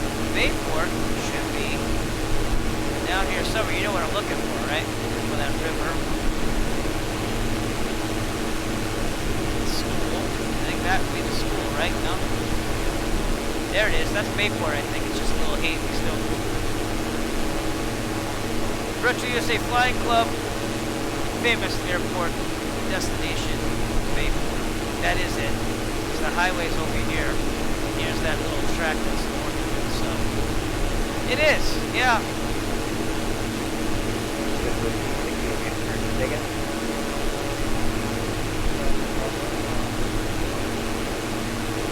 But I spent all that time on that Bayport scenery just to have them release this, you know. No, well, I had Bayport scenery in FSX if you want. Squawk 1070 ident. So, I can't remember the link name. I think it's in my Google Drive. Bird, Delta 2234, descending to 13,900 degrees, came in at 1,250 knots, planning the ILS runway. I never got FSX to work well for me. Like, I had it installed, I bought it, and Cameron everything, heading 040 on the ILS T2 just too many crashes, the desktop, memory errors, and stuff like that. So I went to prepare. And then typically this is my #1 simulator until that had problems. Recently installed X-Plane. Really liking it. It's still a little dated now that we have this simulator, especially on the scenery, although I've been burning Ortho. I did buy the 12 terabyte drive, by the way, so I'm going to put that in the tower here. 4077. When I get a chance. So. Right. For 4077, cross runway 31. You know, Nick, you really can't. You gotta be the exception, though. You gotta, if you want that, you gotta just say to yourself, I gotta find someone that's gonna work with that. You know. I mean, there's a lot of truck drivers out there that are married too. I know because when I was a kid in a newspaper route there, I used to deliver to this lady. The husband used to always be in the truck, and she'd never pay me, and she'd always use the excuse of, "Oh, well, he's gone, but he'll be back here in 2 weeks, and then I can pay you." Delta 2234, yeah, you can expect that. At Cameron, proceed direct Norton. At Cameron, direct Norton. I try to always buy things used if it means paying less. I gotta be honest. Ready contact, 60 miles south of the Kennedy Yep, Airport. 7,200 RPM platter, yep. Cross Cameron, out to maintain 11,250 knots. I had an 8 terabyte drive go on me, so what I do is I archive all my YouTube videos on there, and seeing that I'm taxed on that income, I can write it off my taxes. Depart Cameron, heading 040, vectors for the visual runway 22 left approach. But, Kennedy altimeter 3019. It's becoming quite the collection of hard drives. So. Yeah, and you gotta find someone that accepts the situation if they, you know. So, my wife was musical though, so I kind of had it. She understood a little bit, you know. Number 47, we're ready to go runway 22 right. Number 4077 for runway heading, wind 1579, runway 22 right, cleared for takeoff. Clear for takeoff, runway what it is. 2 As I right, say, like number airstrip, it is what it 47, is. runway heading. November 9er, Echo Foxtrot, the Kennedy altimeter 3009. Roger, 9er Foxtrot. Here, first, good evening, station 176, Charlie, runway 15,100, we're 36 miles northwest of Stillwater. Seeing if you were handling any emergency for a night. Station 176, like I said, you gotta find someone that accepts you for you, and part of that is going to be flying, obviously. You can, let's see, you can plan the ILS 6. I'm very lucky where my wife, who still doesn't continue on advisory 122.8, be flying in real life. Still doesn't understand it, thinks it's a midlife crisis, but I found a way of paying for it. 2234 she lets me do it still, so. Well, you know, you gotta get out there. You gotta, you know, when you're allowed to, you gotta get out there and, well, it's tough with COVID. So actually, no, disregard that. When it's non-COVID times, you gotta go out on the weekends. Grab a bunch of friends and just go out. So, I used to do a lot of karaoke after band practice, so. Oh, that's cool, yeah. Computer desk recommendations. I use, believe it or not, the best desk I've ever had is the one I currently have, and that is the 4077, Roger. IKEA. I'm trying to think. Oh, it's right here. Duh. Look, I have the manual right here, the directions, because I saved them and I found them the other day. The IKEA Freddy desk. And the reason why I like it, it has a little cutout. It's designed for video games. And it has a cutout where you can put the yoke and yet still get up here to do some typing and work. So, it's a little expensive, so it's the IKEA Freddy. Check that out on the IKEA website. But It's the best gaming desk I've ever had. I got my surround sound speakers. They have places to hang headphones if you really want to. I'm able to mount all my hardware on it. Number for flight sim 4077, we'd without like to moving return anything. our gauge. Yeah, check it out. It's. I think it's in the Number 200s. 4077, Roger. It's an Exit right investment. when able, hold short of runway 31 left. And I love it. You're going to Delta. I will never. Or correction, you're going to T4. Really don't plan on getting another desk. Let's put it that way. Standby. And I used it for work too, because I stayed home for like three quarters of my job here this year, teaching remotely. So, I will say all the streaming stuff came in handy though. I had like the soundboard going on, because the kids were kind of nodding off here and there, so you'd hit them with like a soundboard noise. That sounds about right, I think. I don't know. I bought it when I got moved into this house. We got a good return on the old house, so I splurged on it. Of course, if I was more on YouTube back then, I could have wrote that off my taxes too. That's the beauty of having a job that's taxed on the side. Number 4077, we'd like gate Charlie 28 if available. Number 4077, well, you can't go Roger. wrong. This has a lot of Cross space. I runway, mean, I can't show you because I have tons of junk everywhere. left at But I have Kilo, tons of space to put junk all Kilo over the Alpha desk to and the yet still ramp fly. How's that? Crossing And I love left at Kilo. And it has this little indentation where it's meant for like a Kilo race Alpha to wheel the or ramp for number 4077. Thank you so much. I'm in Nanarika Foxtrot. Just for planning purposes, you're going to remain at 8.5 for the near future. That is affirmative for Nanarika Foxtrot. Thank you. Delta 2234, descend and maintain 6000 at Norton, cleared ILS runway 22 off approach. That's right. I plan to stay over the Bravo.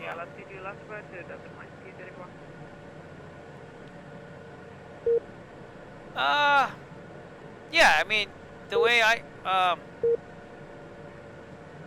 am I gonna say this? I took double-sided stick tape and I stuck my TPM, my SciTech TPM underneath the desk on the side, and then there's more side on the right where I put my again double stick mounting tape. I put my SciTech switch panel, and then under there has like a raised plate part where you can put 3 monitors. I actually have 3 monitors. They're about 24 inches, but you can go a little bit bigger if you want. And I put my radio panel underneath where the raised part is for the monitors, and I have my autopilot panel here too on the left. So it and in number 4077, if it's not already obvious, you can go ahead and cancel our IFR clearance. holds a lot. 4077, Roger. It has a whole shelf on top too. Thank you so You much. can put tons of stuff. But again, I gotta clean this all out. It's pretty much a mess. However, I have a shelf above with like all these old simulator boxes I collected again during COVID because I couldn't fly for 3 months. I spent my money on other things. So it's a very decorative desk too. It's very modern. It doesn't have a raised stand. It does if you want it. I took it out because I have a tall tower. I bought a huge case. So I took that part off and left it off and just put the tower right underneath on my right.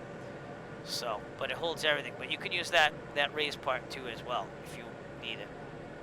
And then I have a surround sound receiver, like a real one, underneath the raised part on the left side here. So I can actually have surround sound in my office or if I'm flying without headphones. So it fits everything, you know what I mean? It's the best desk I've ever had. And it is metal on the sides, and even the material, it's like layered in plastic and stuff. It has cup holders, so it is very much designed for gaming. And most of the time I just do flight sim. But the thing I love best about it is I don't have to move any of my flight sim gear. It just stays mounted while I do my work even, you know. If I'm editing video on YouTube or I'm giving remote lessons, so. But, all right, Nick, good luck on that. Study hard. I want to hear that you passed that.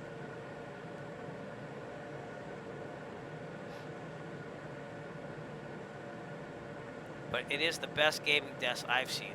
And I know it's IKEA, and I'm not a fan of going through an IKEA, but I actually did it to get this desk. So, during non-COVID times, I don't know what it's like now. I don't like the concept of having to go through an entire store just to get the one item you want, because the desks are all the way at the last part usually when you're walking through.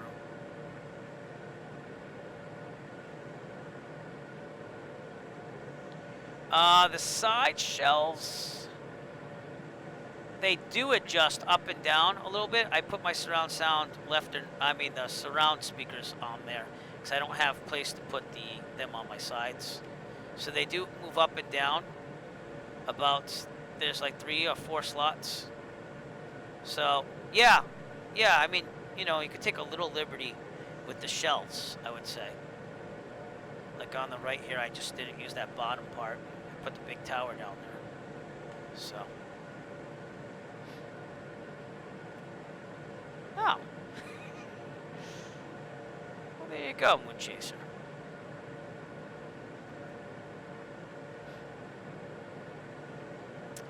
All right, we're heading out to sea here.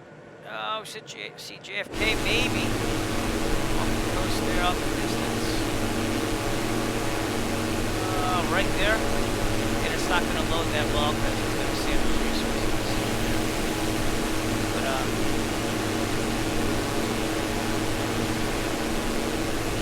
definitely getting there. We should probably check on the fuel transfer here. How are we doing? Oh, yeah, we definitely want to transfer that. Definitely 268 to set a maintain 5,000. The max difference between left and right is 9 US gallons, so we're good. But, yeah.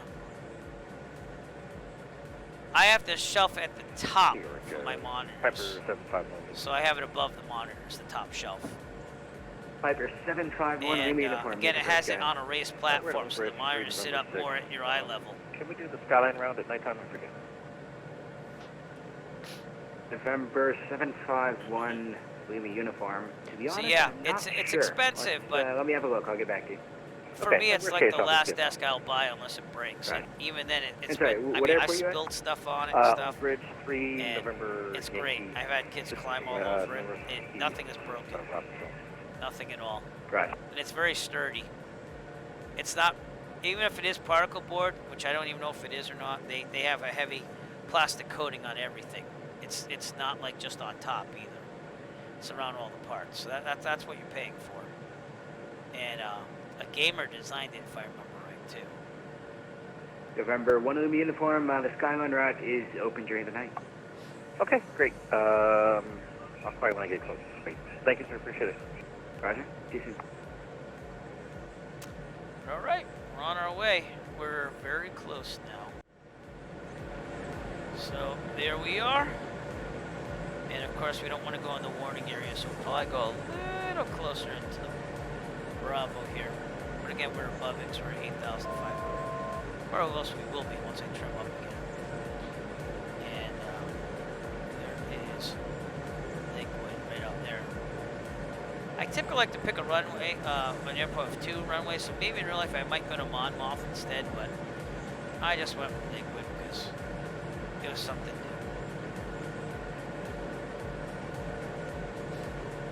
Alright, fuel transfer. How are we doing on that? It's taking a while. Should even out. That's what we're looking for. But I really like flying this Diamond 40 next gen in the simulator. I gotta be honest with you. It's a good plane.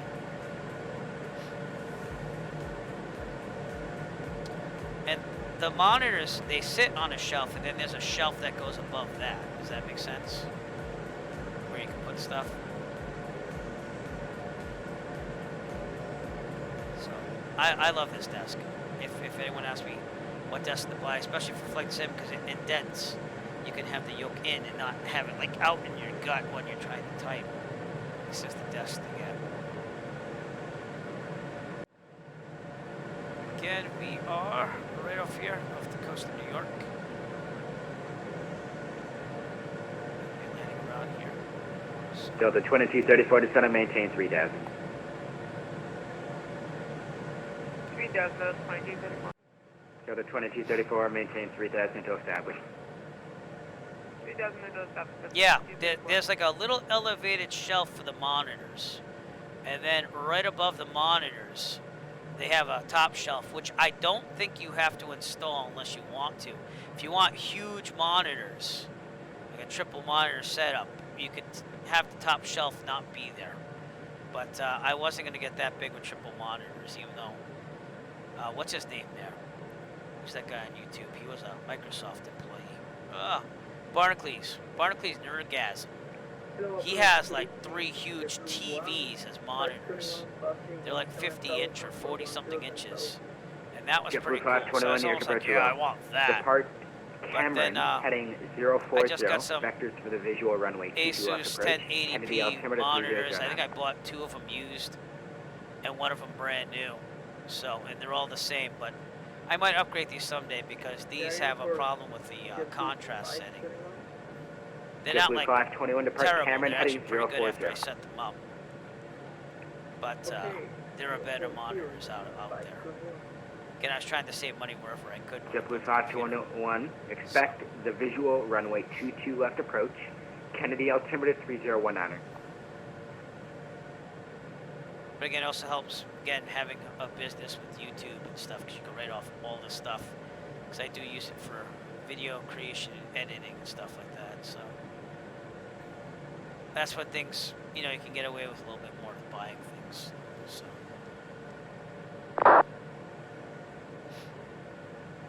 And when you pick it up at IKEA, it comes in 2 different boxes, so make sure you get both boxes. I didn't mess up on that, but some people do, so. JetBlue 286, turn left, heading 360 to center, maintain 3 dash. Alright, got JetBlue out there. Got JFK out there. JetBlue 521, reach you out and clear. How about me? 5 by 5. Expect visual to the left, down to 1. And we'll be, again, moving a little bit closer to New York. JetBlue 268, fly heading 360 to center, maintain 3 dash. The good side here where there's no problems at all.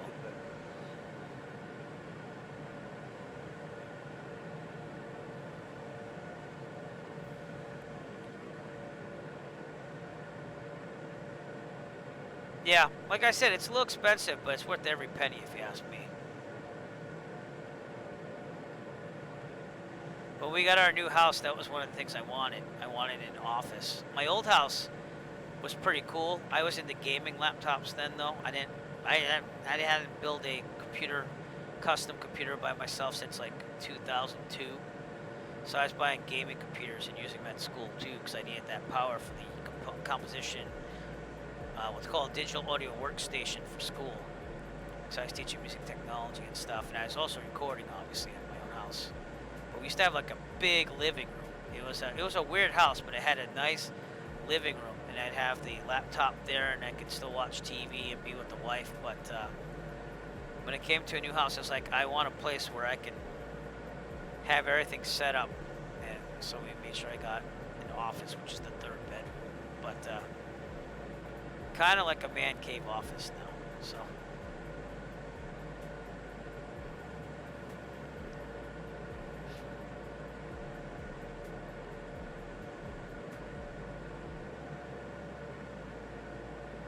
But hopefully, I get around to it, as I've said in past streams. I will make this place respectable again, and then I'll give you a tour of the setup sometime. I'm not saying hold your breath on that. Don't hold your breath, but when I get it looking respectable again, I will try to have a little review on, hey, this is how I flight sim, this is what we have, blah, blah, blah. Delta 2234, wind 1509, runway 22 left, quarter line. Yep. You left to land up at 2234. I honestly don't watch a lot of TV turn like left, I heading did back 310, in the reduce day, speed to 180. because I run, they're very small side businesses. I run about 4 different little side businesses other than teaching. And they all help with paying for flying and making extra money so I can buy things like the Ron Cole stuff. And they don't make a living, but they make a sizable dent on things that you want to buy, you know. But it's not even the Eric Flight YouTube. I do that more out of a passion for documenting my flights, you know, when I actually get time. I have another YouTube channel that started out with just trying to help people. And it's like do-it-yourself projects, product reviews. And I actually started making money on that, which now pays for all my flying, and I budgeted that Cargo way. Lux 4202, So, heavy next departure, good evening. It's been good for runway me, 22 and right, I started with just trying to make videos to help people, It's going to be like compare Quebec, stuff on their cars November, and stuff. Alpha, So, Alpha via the north I guess side. kindness sometimes Whiskey, blossoms. Charlie, Karma is a good Echo, thing sometimes, cross that's what I'm saying. runway 31 right. But that's how I was able to justify going for flight lessons at age 37. November, Sierra. So, yeah, exactly. Yeah, the channel I reviewed the e-bike. Alpha, north side. So, which I did pay for, by the way. I pay for a lot of products, but sometimes I have companies that send me them, Cargo X 4202 and I try to firm do on authentic whiskey, reviews, but join it's got to be Charlie, something and then that's Echo to the runway. worthwhile, you know? So, in the beginning, I kind of just reviewed anything they wanted me to, but I reviewed it still. I didn't just give them a favorable review all the time. And now I'm very selective, seeing that I make a pretty steady income. JetBlue 521, fly heading 040 to sound and maintain 9 South. 040. That's the one that makes the money for flying and other things. JFK out in the distance. And New York, which I don't think we're going to see that. I think we're looking far out. You never know.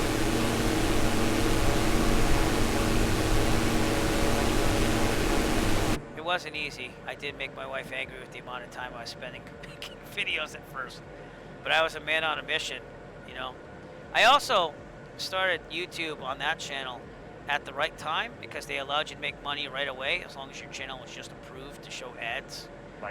Nowadays it's harder to make money near departure, out and clear. because you have to have 1,000 subscribers and so much view time before you can even get approved for videos. Oh, we got some clouds here. Let's take a look at Rex Weather Force and see the weather here. Scattered at 5,000, I expected that. Scattered at 25, so we're going to be in between scatterers. We're fine. Again, the reason why I planned 8,500. But yeah, I have to say it's been a good thing for me.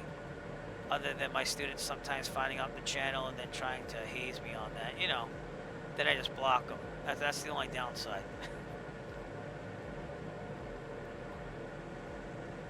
But it's been a blessing because I can still fly and everything's paid for and I don't touch my salary. And I think that has made it a little bit more understanding with my wife saying, hey, listen, I worked for this, you know. And I don't fly every day or anything like that. It's not like I ignore her. So. JetBlue 521, turn right heading 060. Still trying to get her to fly with me someday, so who knows. But she's not into it.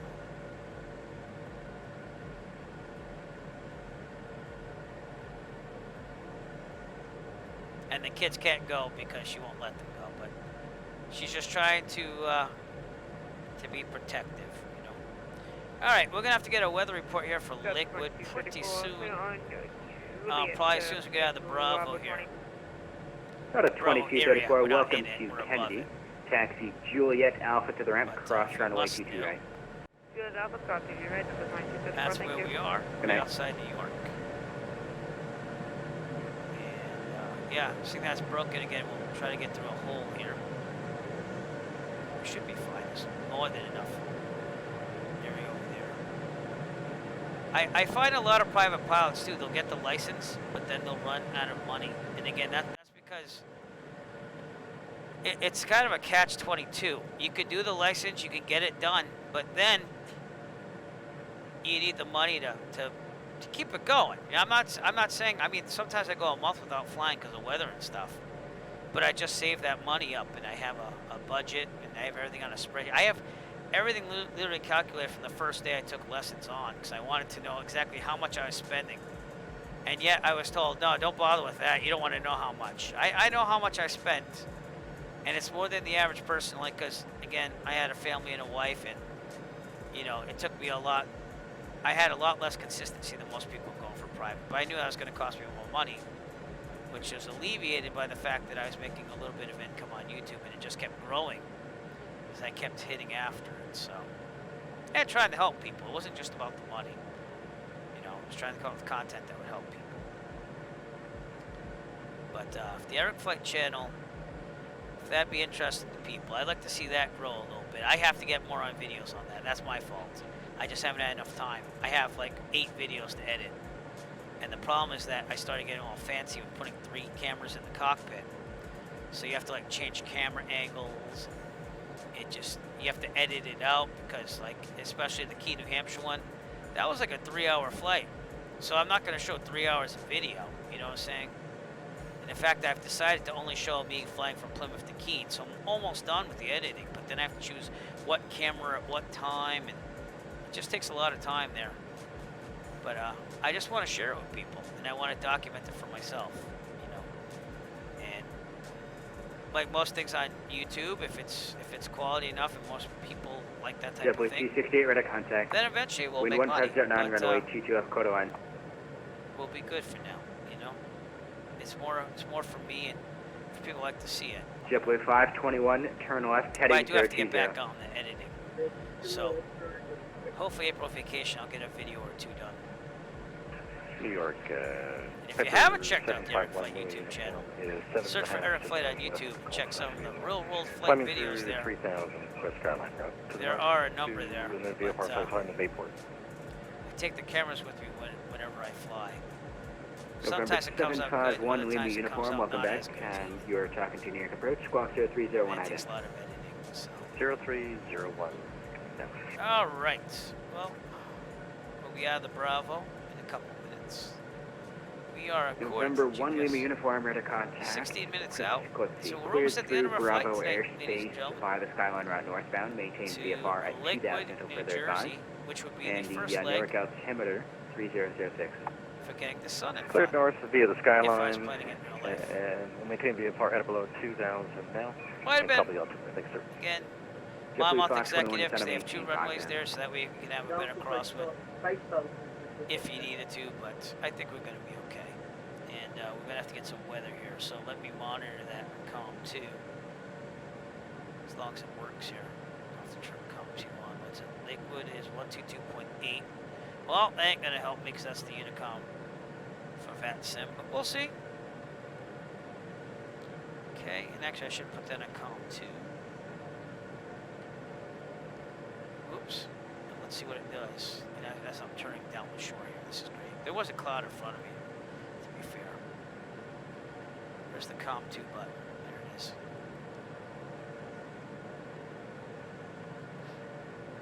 That's if it comes in range and it's in there. I doubt it's in there. Microsoft Flight Simulator doesn't always have the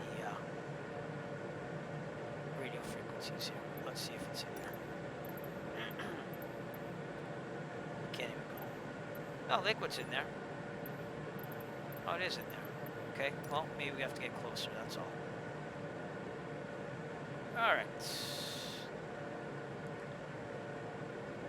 Once we get over this Bravo area, I'm gonna descend down. I'm gonna get my checklist going here. I'm gonna go over the procedures. I haven't flown this plane in a long time.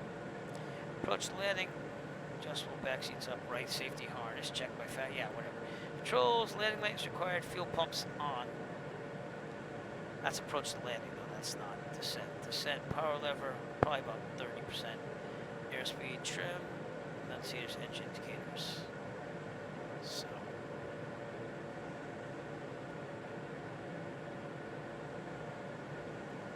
Don't do YouTube though, thinking you're gonna make all this money. You know, it took a long time and a lot of effort. Again, getting to the point where it was irritating my wife.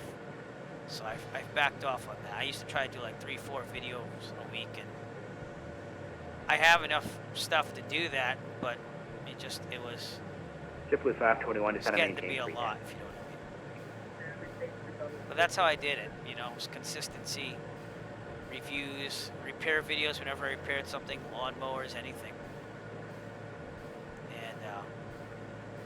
And the repair videos and the do-it-yourself videos are the ones that make most of the money, honestly. The product reviews, it depends on what it is.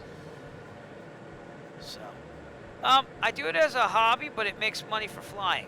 So it's a secondary source of income, if that makes sense. But I use it on flying, and I'm also saving up for a potential future plane purchase. I'm investing a lot in Bitcoin, which I've done very well with because I invested before it really bumped up to 60,000 in Bitcoin. I think it's up to like 62 right now. So, but the Eric Flight YouTube channel is more of a hobby right now. Diamond 9 Echo Foxtrot, McGuire, altimeter 3004. Roger, 9 Echo Foxtrot.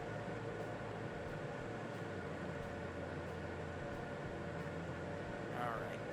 Again, I'll get rid of him. JetBlue 521, turn left heading 310. Alright, descent's pretty easy in this. Waiting for that weather though. Alright, we are right on the Bravo here, so we're gonna start our descent. See if we get this thing going on. Ladies and gentlemen, as we start our descent, please make sure your seat backs and tray tables are in their full upright position. Make sure your seat belt is securely fastened, and all carry-on luggage is stowed safely and securely in the aircraft. So maybe Thank you.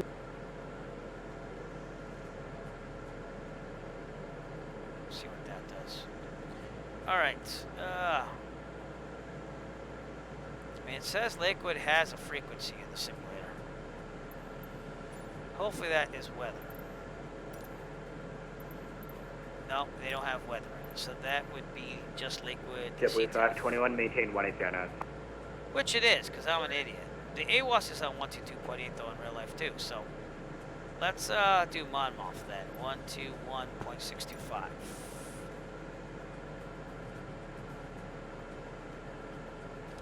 There you go. Kilo Bravo Lima Mike automated weather observation 1400 Zulu. Wind 226 at 56. Alright, we're gonna go for 24. So we're gonna go direct in for JetBlue 521, turn left, heading to 40. That's what we're gonna do. Altimeter 3006. Alright. Kilo Bravo Lima Mike automated weather Do you want to turn off comp 2? Zulu. Wind Why aren't you turning off? at 56. Okay, then we'll do this. There you go, I turned you Kilo off. Bravo Lima Mike automated weather Come on, man. JetBlue 521, the airport is at your 10 to 11 o'clock at about 12 miles. Reported in sight. Report in sight, 9 Visibility 9er. JetBlue 521, quick. Kilo Bravo Lima Mike automated weather observation 1. Alright. Here we go. November 9 Echo Foxtrot, New York approach. 9 Echo Foxtrot, go ahead. November 489 Echo Foxtrot, New York. 9 Echo Foxtrot, go ahead. Give me a second. Oh. Mike. 9 Echo Foxtrot, go ahead. November 9 Echo Foxtrot, the McGuire altimeter 3007. Moving my airspace, McGuire approach is offline. Radio service terminated, frequency change approved, and have a happy landing. Roger, thank you very much, 9 Echo Foxtrot. Alright. Have a great night. Back. Cargo looks 4202 Heavy, 1 ready, fly runway heading, wind 15.9. Unicom, and we are good. So we'll report about 15 miles out if we really want to for Lakewood, but we're going to be doing a direct in for only 24. And my electronic flight bag helps you with that because, nope, not that one, the other one, the other one. See that little pink thing right there? That gives me a nice little, just a little visual as I fly the electronic flight back to where I have to go to get that runway. That has helped in real life as well. And airports that are not as easy to see. So, I did way back in the day, by the way, Moon Chaser. I actually got my start in virtual airlines way back in the late 90s, early 2000s. And then I did the rock band thing for quite a while, so I didn't really fly a lot of flight sim then. And then as I got into the cover band thing, things settled down on that thing, so I didn't have to go touring around everything or anything like that.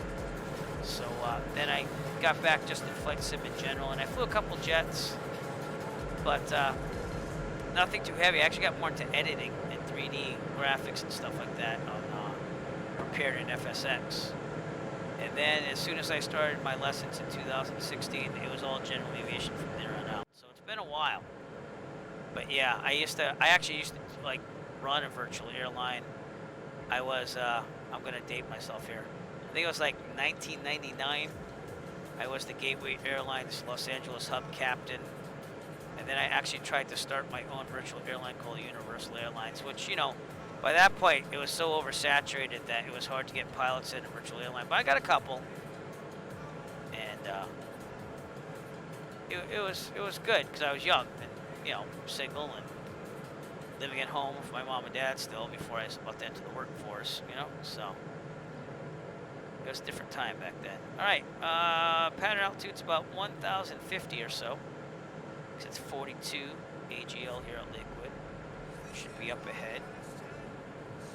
To our right, coming up, front right should be Monmouth, which I might have gone in real life, because it, again, has 2 runways, so that way if you have winds in certain directions, you can actually have more of a choice. But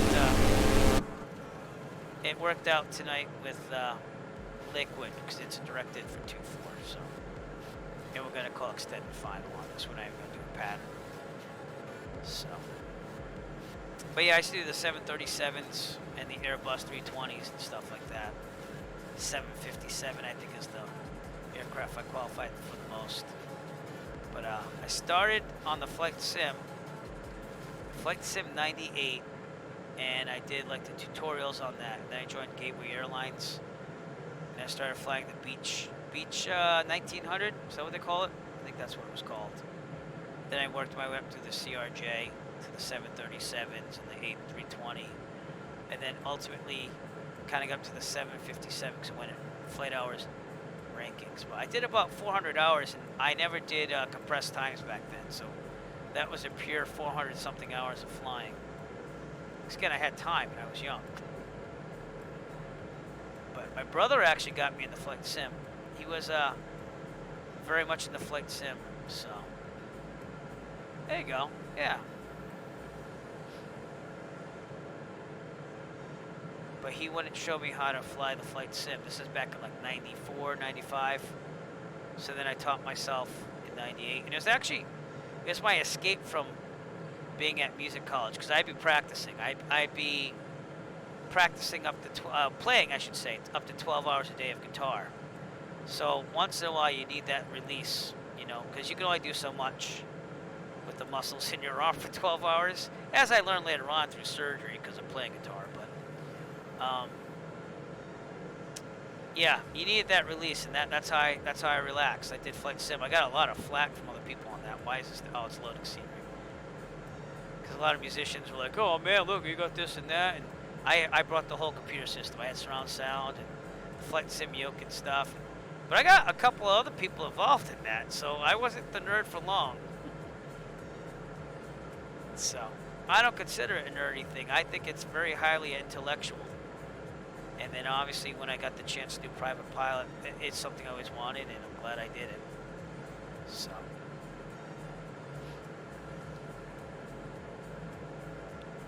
Alright, Microsoft Flight Simulator traffic, by the way. Just disregard all that because we're on VAT Sim. We're about 8 miles out, so I guess I'll call it. Liquid traffic, Diamond 9er Echo Foxtrot, 8 miles out, extended final for runway 24, Lakewood.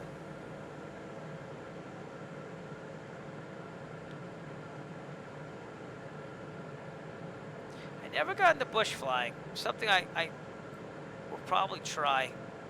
It's gotta be awesome doing like STOL aircraft and stuff like that. So, whereas I would say STOL like a Viking. That's awesome. But no, I've just been recently trying to branch out into different aircraft than I fly in real life. I'll fly the 152, 172 any day, but I also like flying the Cirrus on this, the Diamond 40, the DV-20. It's okay. It's a daytime VFR, but I'm gonna try to stream some of that. And then real life in May, I'm gonna hopefully start flying the Piper Warrior, which is hopefully gonna be signed off on for renting that, and then I'll have more aircraft to choose from. I'll have what? 7 aircraft to rent instead of just 5. So Downwind Sim, how's it going, bud? Yeah, and the Super Cub's fun to fly on this too, the more advanced model. So. Yeah, I'm up late, but we're going to make this happen. I got tired of not streaming. I returned back to going to the school building for a job, so I'm up at 5:30 every morning. But I wanted to sacrifice tonight, so that way I could get a stream in. And not only that, I could kind of relive flying the Sun and Fun. Something I'll never probably be able to do because it's always during the school year up here. But thought it'd be cool to do. 4 legs to get the Sun and Fun. So we're doing the first leg tonight. We're almost done with it, and then we'll continue on. So thank you. I know it's been a while. Just I returned back to teaching in the building, so it was a little transition. But next week's vacation, so I'm hoping to stream twice. I got some real world flights planned. Hopefully the weather cooperates, and we'll go from there. We should be seeing the airport. We're about 4 miles out. And I'm thinking it might be this patch out there. But I'm not positive on that, so keep an eye peeled. That's the problem with the simulators, is it's still kind of loading stuff, you know what I'm saying? So it's going to take some time there, but I'll keep making the calls here. Liquid traffic, Diamond 9 Echo Foxtrot, 4 miles out, extended final, runway 24. Liquid. I also have to get my altitude down. So, slow it up a little bit more.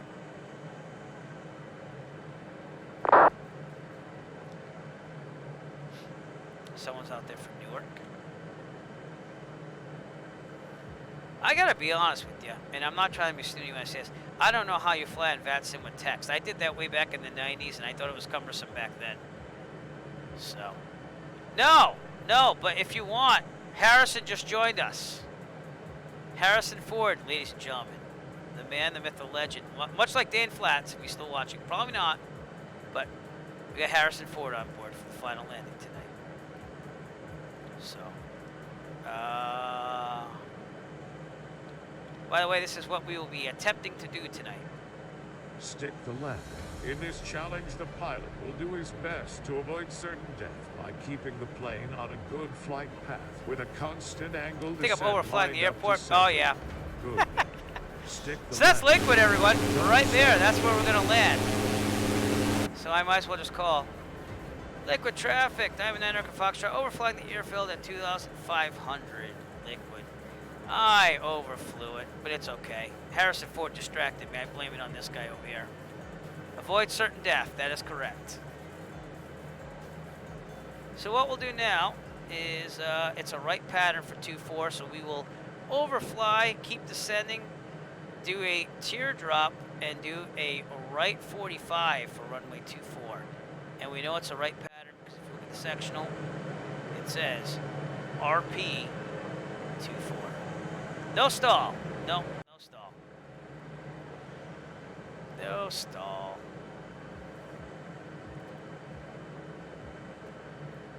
All right, well, I knew I was too high, but I didn't think I was that close, so. But it's cool. There's nothing wrong with overflying an airport. Pattern altitude again is 1,050. I keep saying that to myself so that way I know. All right, let's head to the right here a little bit. And again, the safest and best pattern, way to get into a pattern, excuse me, is the 45, right, Harrison? Right. Or golf courses. Golf courses work too. You know that. Could miss the field entirely and just land at the golf course, if needed. Okay, the airport's right there. Again, we're going to come right around, head on a 45. We're going to get away from the airport a little bit more before I do that, so get down to pattern altitude.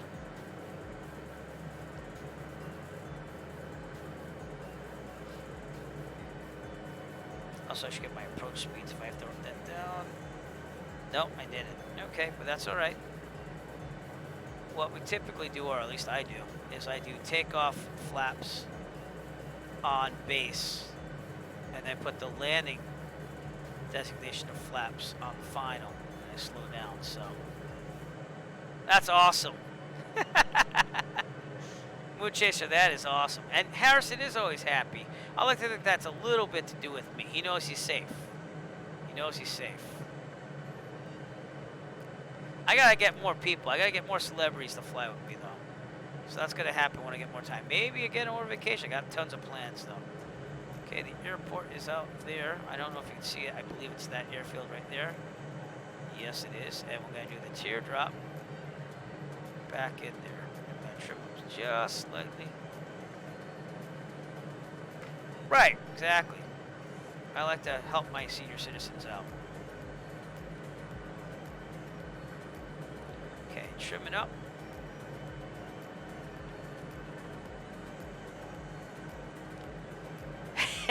I didn't want to go there. I rethought that in my head as I said that. So, all right, right pattern. Liquid. Yeah, I forgot what the airport's called. Liquid. Oh my God. Liquid traffic. Diamond 9 Echo Foxtrot. Turning right downwind. Runway 24. Liquid. And I'm also too low here, so we're doing good. Trim up. Just like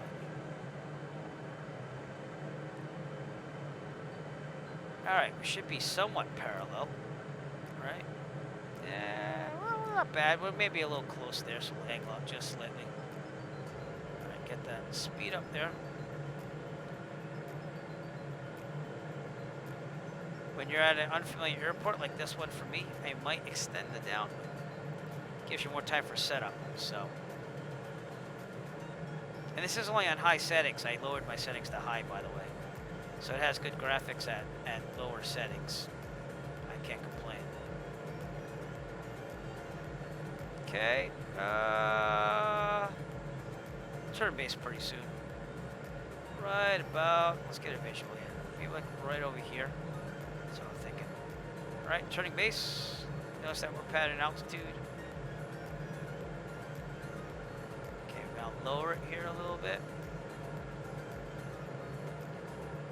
And we'll do takeoff, takeoff flaps pretty soon.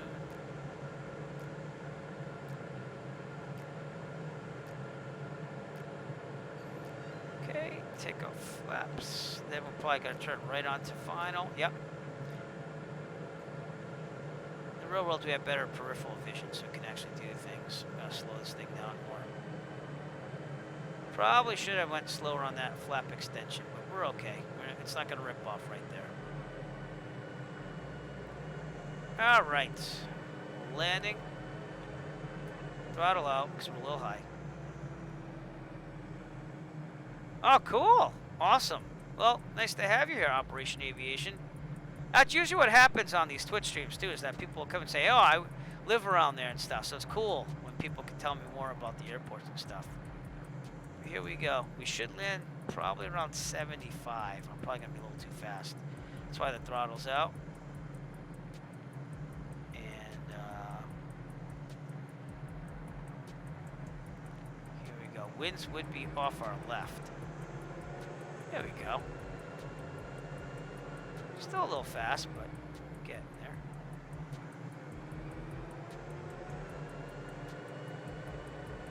I think we end up pretty good on this one. I shouldn't say that before landing.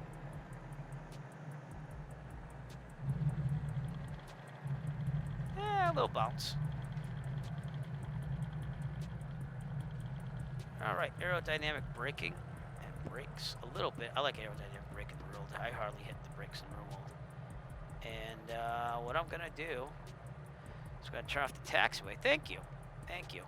That was one of my better landings in the simulator because usually I'm floating halfway down the runway because these planes typically seem to float more than real life, if you ask me. So, sometimes I get made fun of for saying that. But. Alright. Liquid traffic, Diamond 9 Foxtrot, clear of runway 24, liquid.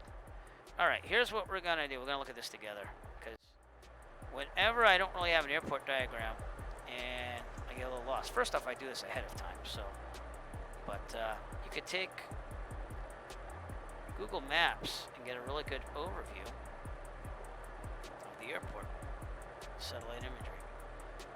So we turn left off of 24. Seems like the parking would be back there. So we're going to go all the way down this taxiway and into the apron there. See that? And that's how Google Maps can help an everyday pilot try to find their way. Cool. All right, let's do our after landing checklist here. Power lever idle, brakes as required. Never did turn the fuel pump on, but that's okay. Probably should have done that. Transponder is going to stay on. Pitot heat's going to, I can turn that off. Avionics as required. Lights I like to leave up. Flaps up. Alright, and fuel pumps will be off now. So, well, we made it happen. I haven't flown this airplane in forever. And definitely be checking those checklists better in real life, but that's okay. Alright. What happened there? Put the parking brake on? No, it just takes a little while to get it going.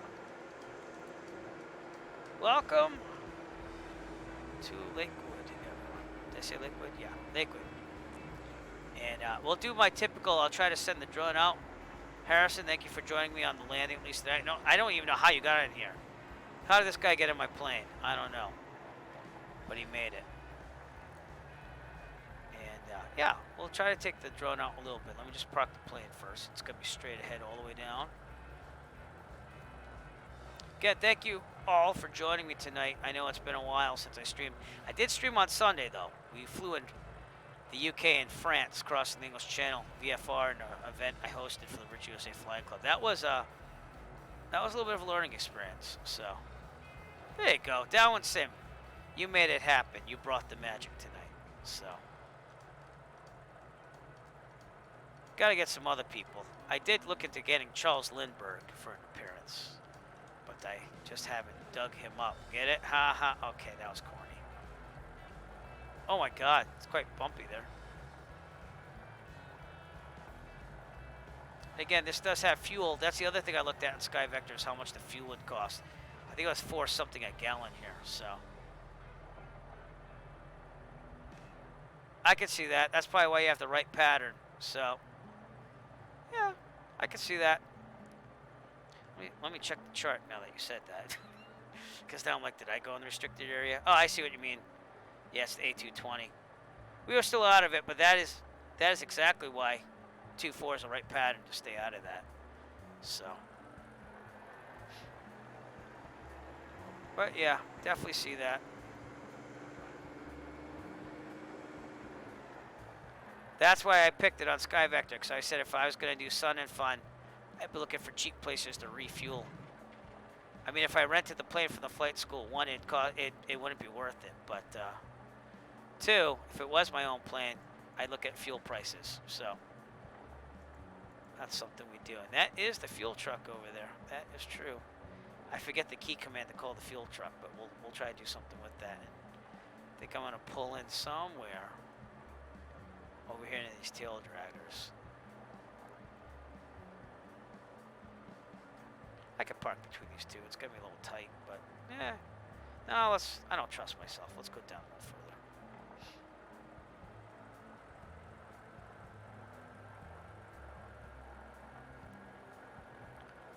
And again, I transferred a lot of fuel there. Oops, I left the fuel transfer on. See, that's the things that you can't let get you. All right, we'll see. We'll see if I could do that. I'll definitely take that into consideration. We'll see what happens. I don't know when the next flight's going to be on this. I would like to make it, obviously, in a timely manner. Because in real life, if I was going to do this, I'd like to arrive at Sun and Fun by Thursday, which isn't going to happen, probably. And I'd probably do 2 legs in 1 day. So I'm hoping to get this done in 3 days. But hopefully tomorrow I can fly another leg at least. Or maybe even 2 and then have 1 leg left. So. Alright. There we go, right about there. Alright, let's get our checklist out. And I'll show you this too. This is the checklist I made from the POH. I think it's called the AFM with Diamond. I'm not pausing that. Parking brake set. There you go. Power lever up to 10% load for 1 minute. That's because you can do a job on the engine. All right. Edge indicators check. Everything's in the green. Good. ELT check not transmitting. I think I had that in COM2 already. No, I didn't. No, I will. Don't hear anything. It's because COM2's off now again.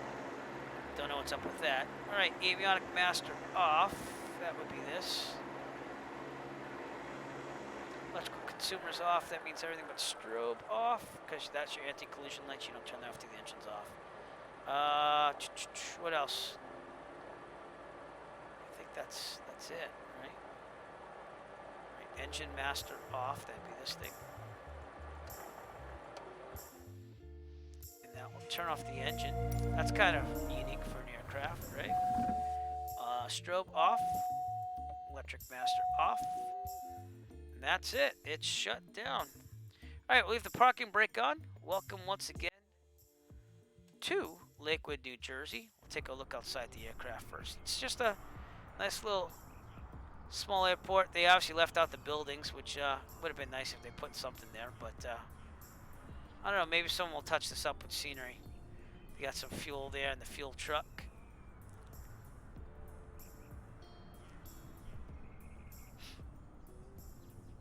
Oh, I get that. It said public airport, though. I tried to make sure of that, so. I can see that, too. Jacksonville. Yeah, again, I never have flown to Sun and Fun. I've just heard about it and the great fable that it is, so. Alright, let's take the drone out. Get a little perspective here. Now, I will warn you that this is sometimes where the sim will just freeze up my whole computer. So, most of the times at places like this, it won't. But when I was, like, for example, in Paris the other day, on Sunday, it froze up. I had Orbex Paris scenery and everything, and I understand that's a lot. But I think I need to upgrade the graphics card. Even though I have a 2080, that VRAM counts for a lot. So, there's the Jersey coast. What's that? Hey, what's this baseball field over here? Yeah, well, the fuel's cheap. I'd do it on a stopover. It's just like a minor league stadium over here. It came out modeled pretty well for a default. Liquid Stadium. Minor league, what is it? Like college baseball, summer league, something like that? Alright.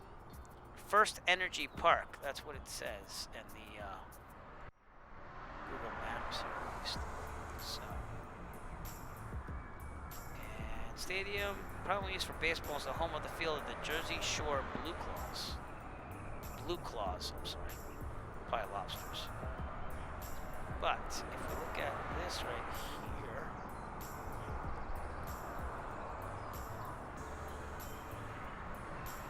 it's like Ticonderoga, New York. There's a small airport for Ticonderoga, but has self-serve fuel. So I'm planning on using that if and when I ever take that trip to Ticonderoga, New York, to visit the fort and also the Star Trek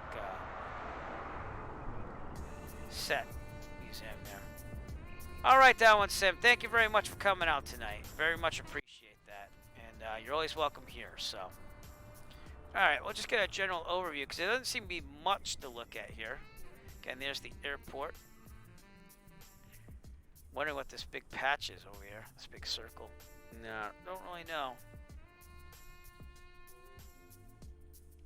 And then we have the coast, of course. So let's get over to the coast.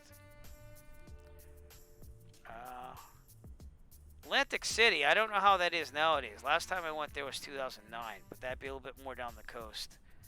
And it seemed very run down outside the city, but then when you actually got there, it wasn't terrible, but it was definitely on the decline. Tom's River, where, let's see if I can find that. What is it known for, do you know?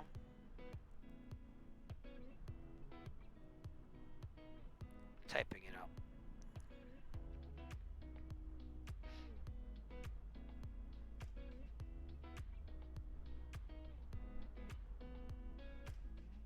Oh, it's to the south of the airport, right?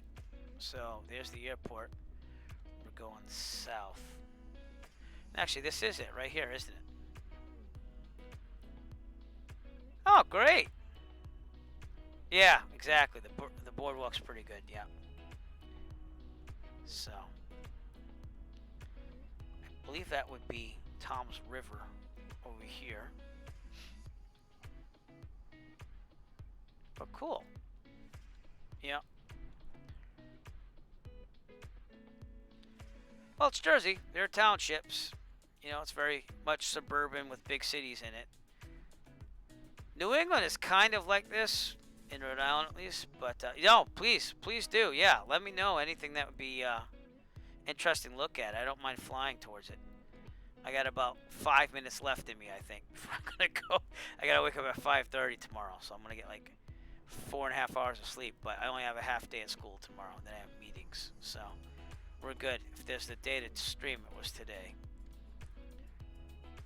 And the sim seems to be working great tonight, which is awesome. Maybe that update did something. Maybe it didn't. I don't know. But again, this is going towards New York this way. I believe this is the New Jersey Turnpike, if I'm not mistaken. No, that's Route 9. I was mistaken. Or is Route 9 the Turnpike? I can't even remember anymore. I think the Turnpike's more inside of it, if I remember.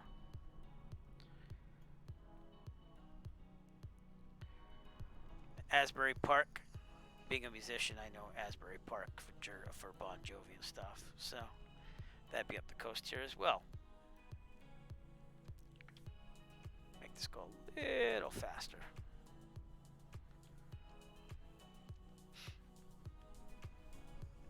You got a mall over here. Don't know what mall that is. But yeah, a lot of people, when I went to college, they thought I was from New Jersey. They thought I had a New Jersey accent.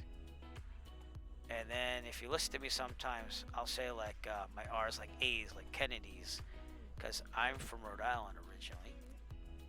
And now I live in Massachusetts. So, PNC Bank Center. Going back. I know it's a little delayed too from when you hear me versus when you chat, but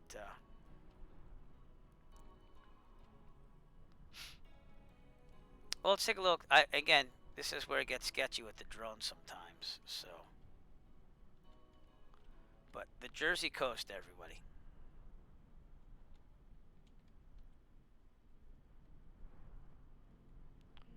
It's still somewhat loading. Seems to be loading faster though than usual. So I don't know again if that had something to do with the newest update. Man, that was a pain though. 22 gigabytes in the newest update. There you go. Is this New York already? Yeah, I think that's going towards New York already. Well, we'll try it, but it's getting pretty far. Yeah. Cool. I hope to, again, hopefully maybe do that this summer with another Rich USA Flying Club member. I'll fly out to his airport here in New York, and maybe we could do the Skyline route in Bayport. So, cool. New York City, everybody. It's got to take some time to load here, though, obviously. There you go. Statue of Liberty.